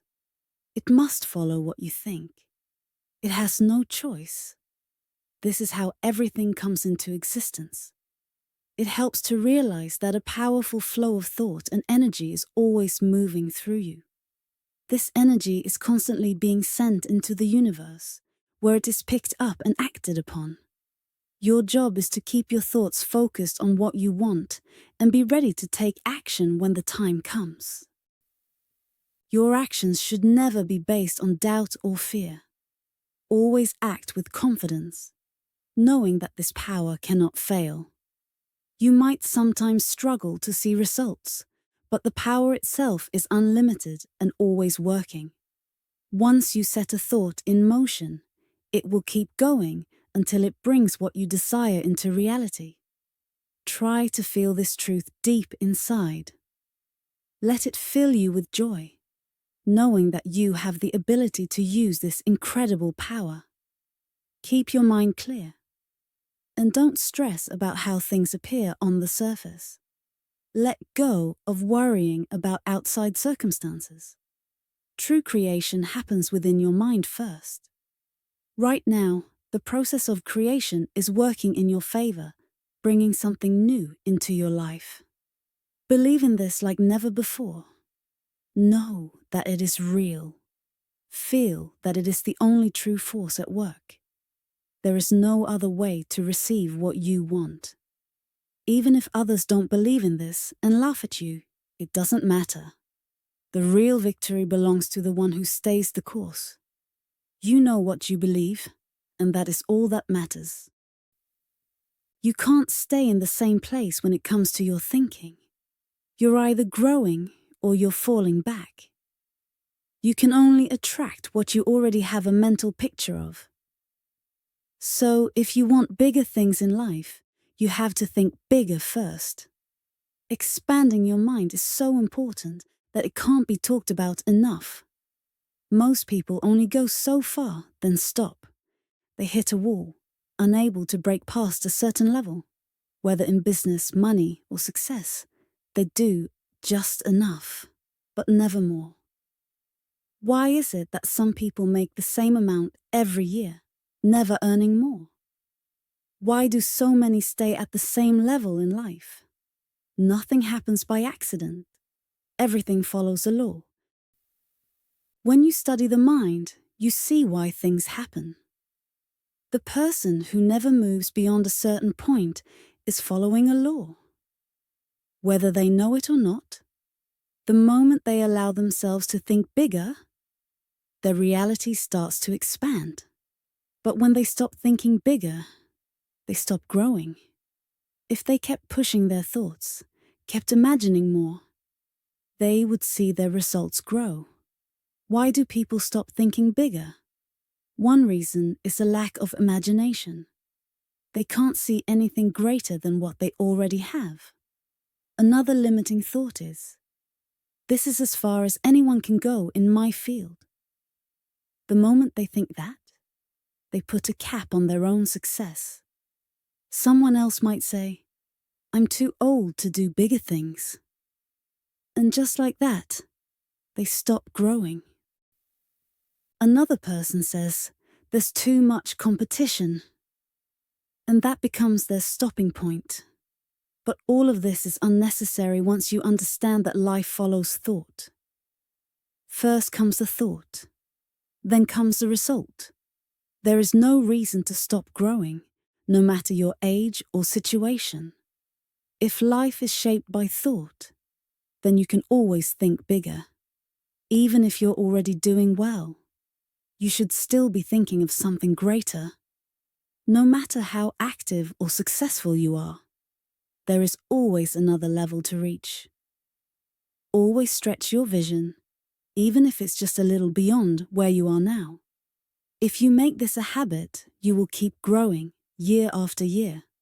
You will keep advancing month after month. And over time, you will become truly great.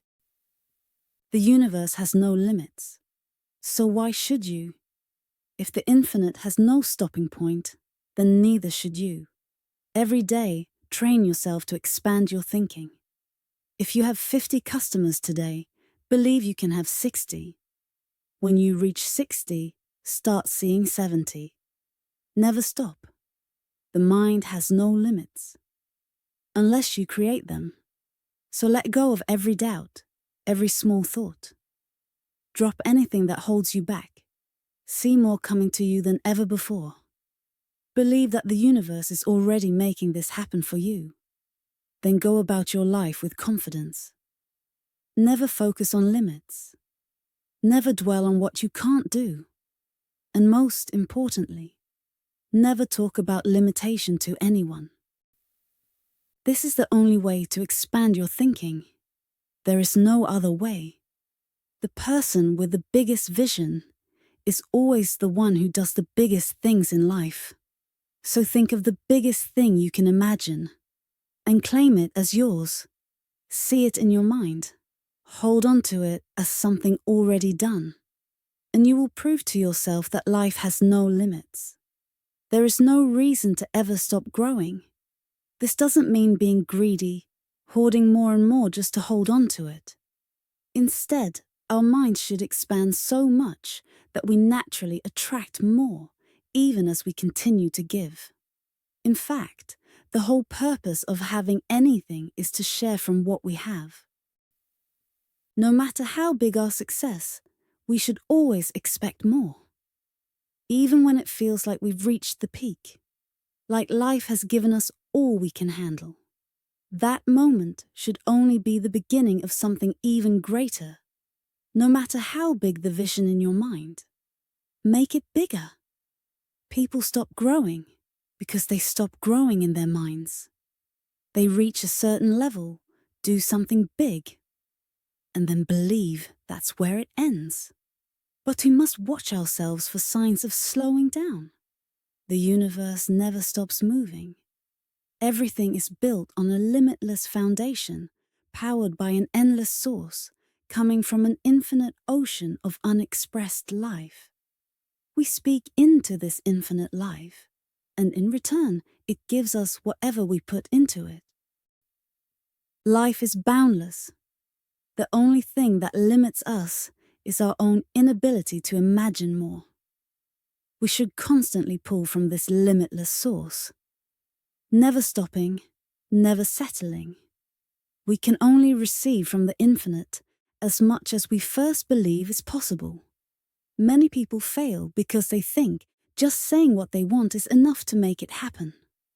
While affirmations do have power, that power only comes from what we put into them. You can't affirm something you don't truly understand. Just like you can't speak a word you don't know. You can't claim something is true unless you feel it to be true within yourself.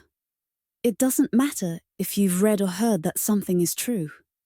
Until your soul recognizes it, it won't be real for you. This is why it's so important to develop a bigger vision of yourself, life, and the universe.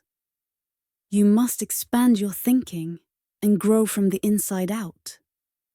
If you want to achieve something great, you must become it first in your mind.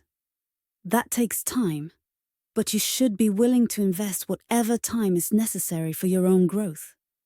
Most people living in struggle don't have a mental picture of abundance. That picture must be created. If your thoughts are small, your results will be small. Since everything is mind, we can only receive what we first imagine as real. We must become what we want, see it, think it, and feel it, before the creative power of the mind can bring it to life. This is an inner process, a conscious expansion. Anyone can do this if they're willing to put in the effort. But most people are too lazy to train their minds. Every day, we must discipline our thoughts to focus only on what we want to experience. Since we are constantly becoming whatever we focus on, we must remove small, limiting thoughts and start seeing life on a bigger scale. One powerful practice is to visualize yourself in a larger space, doing greater things with more influence and power. Feel as if more is coming your way. Know that greater things are just ahead. And as much as possible, believe that you already have what you desire. Affirm that you are that greater version of yourself, that you have already stepped into your bigger life. Feel that something inside you is pulling more success, more opportunities, and more abundance toward you. Live with this idea and let it grow. Expect only the biggest and best things to happen. Never entertain small thoughts. And soon, you'll find that your entire life has expanded into something greater. Never let go of the mental picture until it becomes real. Every day, bring up a clear image of what you want and see it in your mind as if it's already done. When we impress a thought onto our own minds, that same thought gets impressed onto the universal mind. This is how we pray without ceasing. You don't have to constantly think about what you want to get it. Instead, focus on becoming what you want from the inside out. Just 15 minutes, twice a day, is enough to manifest anything. But the rest of the day should also be spent in a positive, constructive mindset. That means stopping all negative thinking and letting go of doubt. Hold on to the truth that what you desire is already happening. Remember, you are dealing with the one and only power in the universe. There is nothing outside of it, and you are part of it. When you speak your desires into this power, do so with full confidence that it will respond. Over time, your trust in this unseen spiritual activity will grow. This is not difficult when you understand that spirit creates by becoming the thing it brings into existence. Since there is no opposing force to stop it, this process always works. Spirit will never fail you, unless you fail to believe in its power and goodness. When you truly understand that the universe is working for you, life becomes a beautiful, effortless flow. You won't just exist, you will live. Set your mind firmly on the rising awareness of truth. See only the one power. Destroy the adversary, every doubt, every fear, and leave the field to God, to good. Erase every negative thought from your mind. Every day, step into a higher consciousness, washing away the dust and confusion of the outside world. In the silence of your soul, beyond the noise and distractions of life, you will find true rest and real spiritual power. Speak into this inner silence and declare, I am one with the Almighty. I am one with all life, with all power, with all presence. I am. I am. I am. Listen. From what seems like emptiness, the voice of peace will answer, all is well. Here, in this sacred space, you make your needs known, and here you receive directly from the infinite all that is necessary for a healthy, happy, and harmonious life. Few enter this place because they believe that circumstances control them. But conditions hold no power. There is only God's law. The soul sets its own law in the infinite. Even your smallest desire is honored by the Father Mind. Daily practice the truth. Daily release every false thought. Spend less time worrying and more time receiving the presence of the Most High. Great power comes to those who trust in the power they have come to believe in. Know that all good, all God, all life, and all power are with you.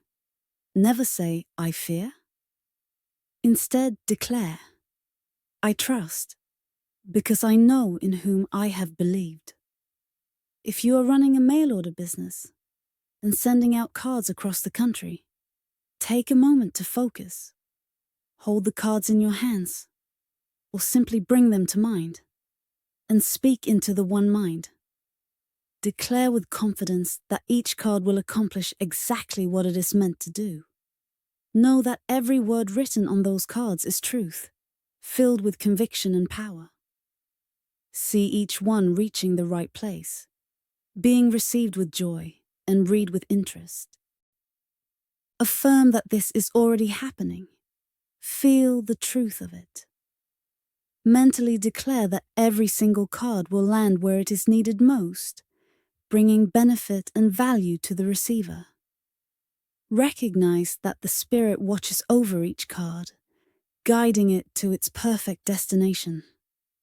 See them as messengers of truth and power, carrying conviction and realization with them.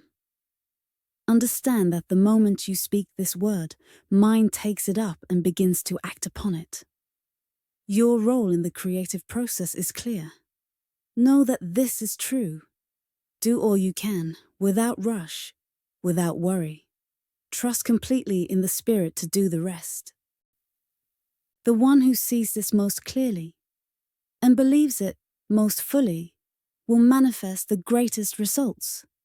Let that one be you. The only thing standing in the way is false thought. The moment you let go of doubt and embrace the truth of the one power and one presence, everything will shift. You are surrounded by infinite love and intelligence. Wrap yourself in it. Claim its protection from all negativity. Declare that your word carries the very presence and power of the creative force itself. And then, stand still, trust, and watch the perfect outcome unfold. One of the biggest obstacles to manifesting greater prosperity is what we call race thought or race consciousness.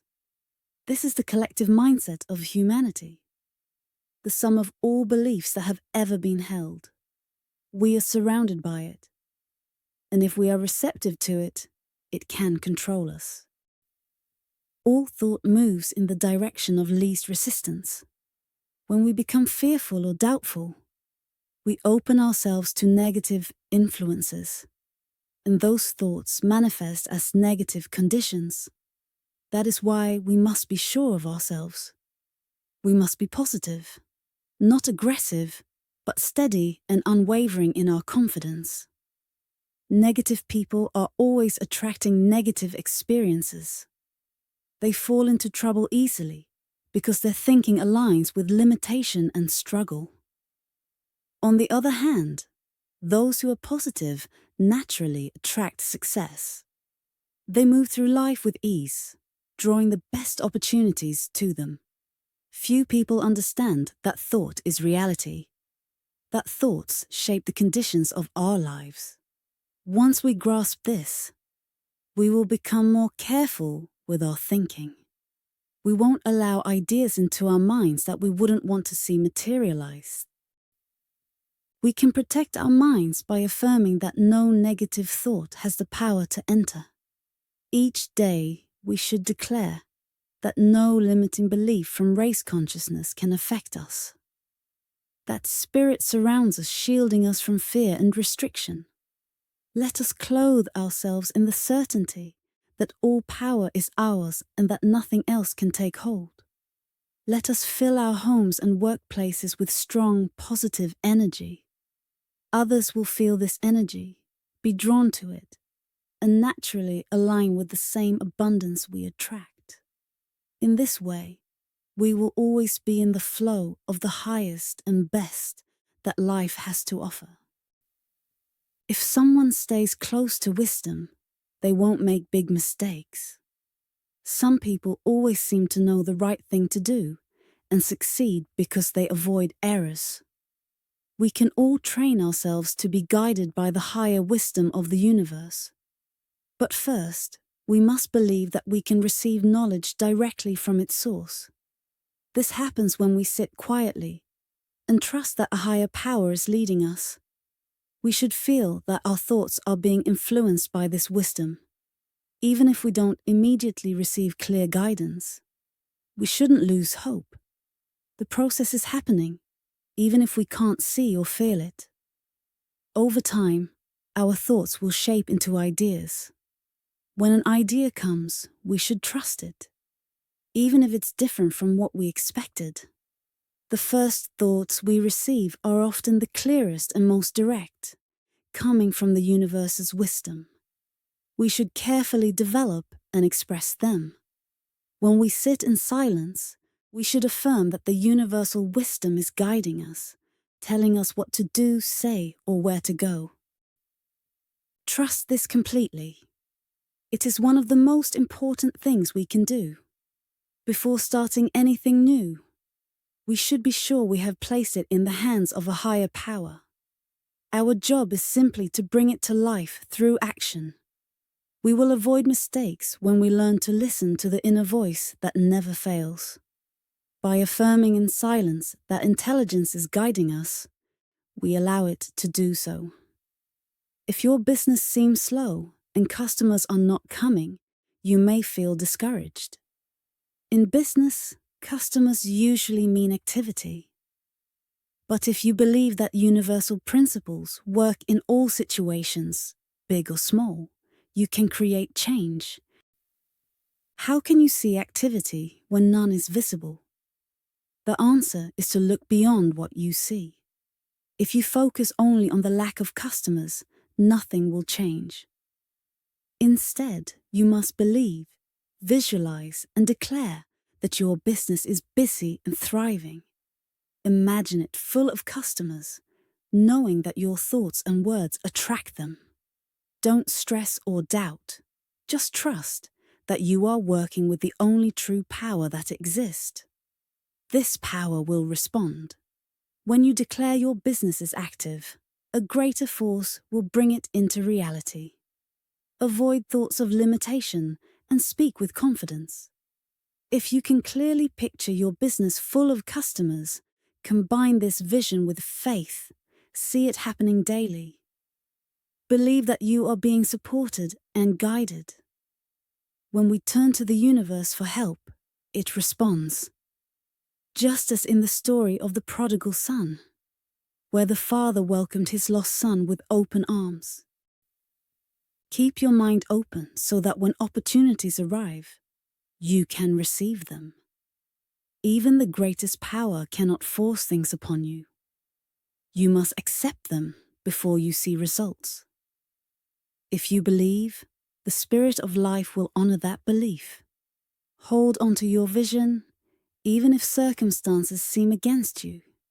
This is how you prove that the law of life is a law of freedom. Trust in this completely. Stop struggling and instead know the truth in your heart. Declare every day that you are guided and protected, and that everything is working out. Stay calm and confident. This mindset can overcome any obstacle and prove that spiritual thought is the most powerful force in the universe. Thank you for listening.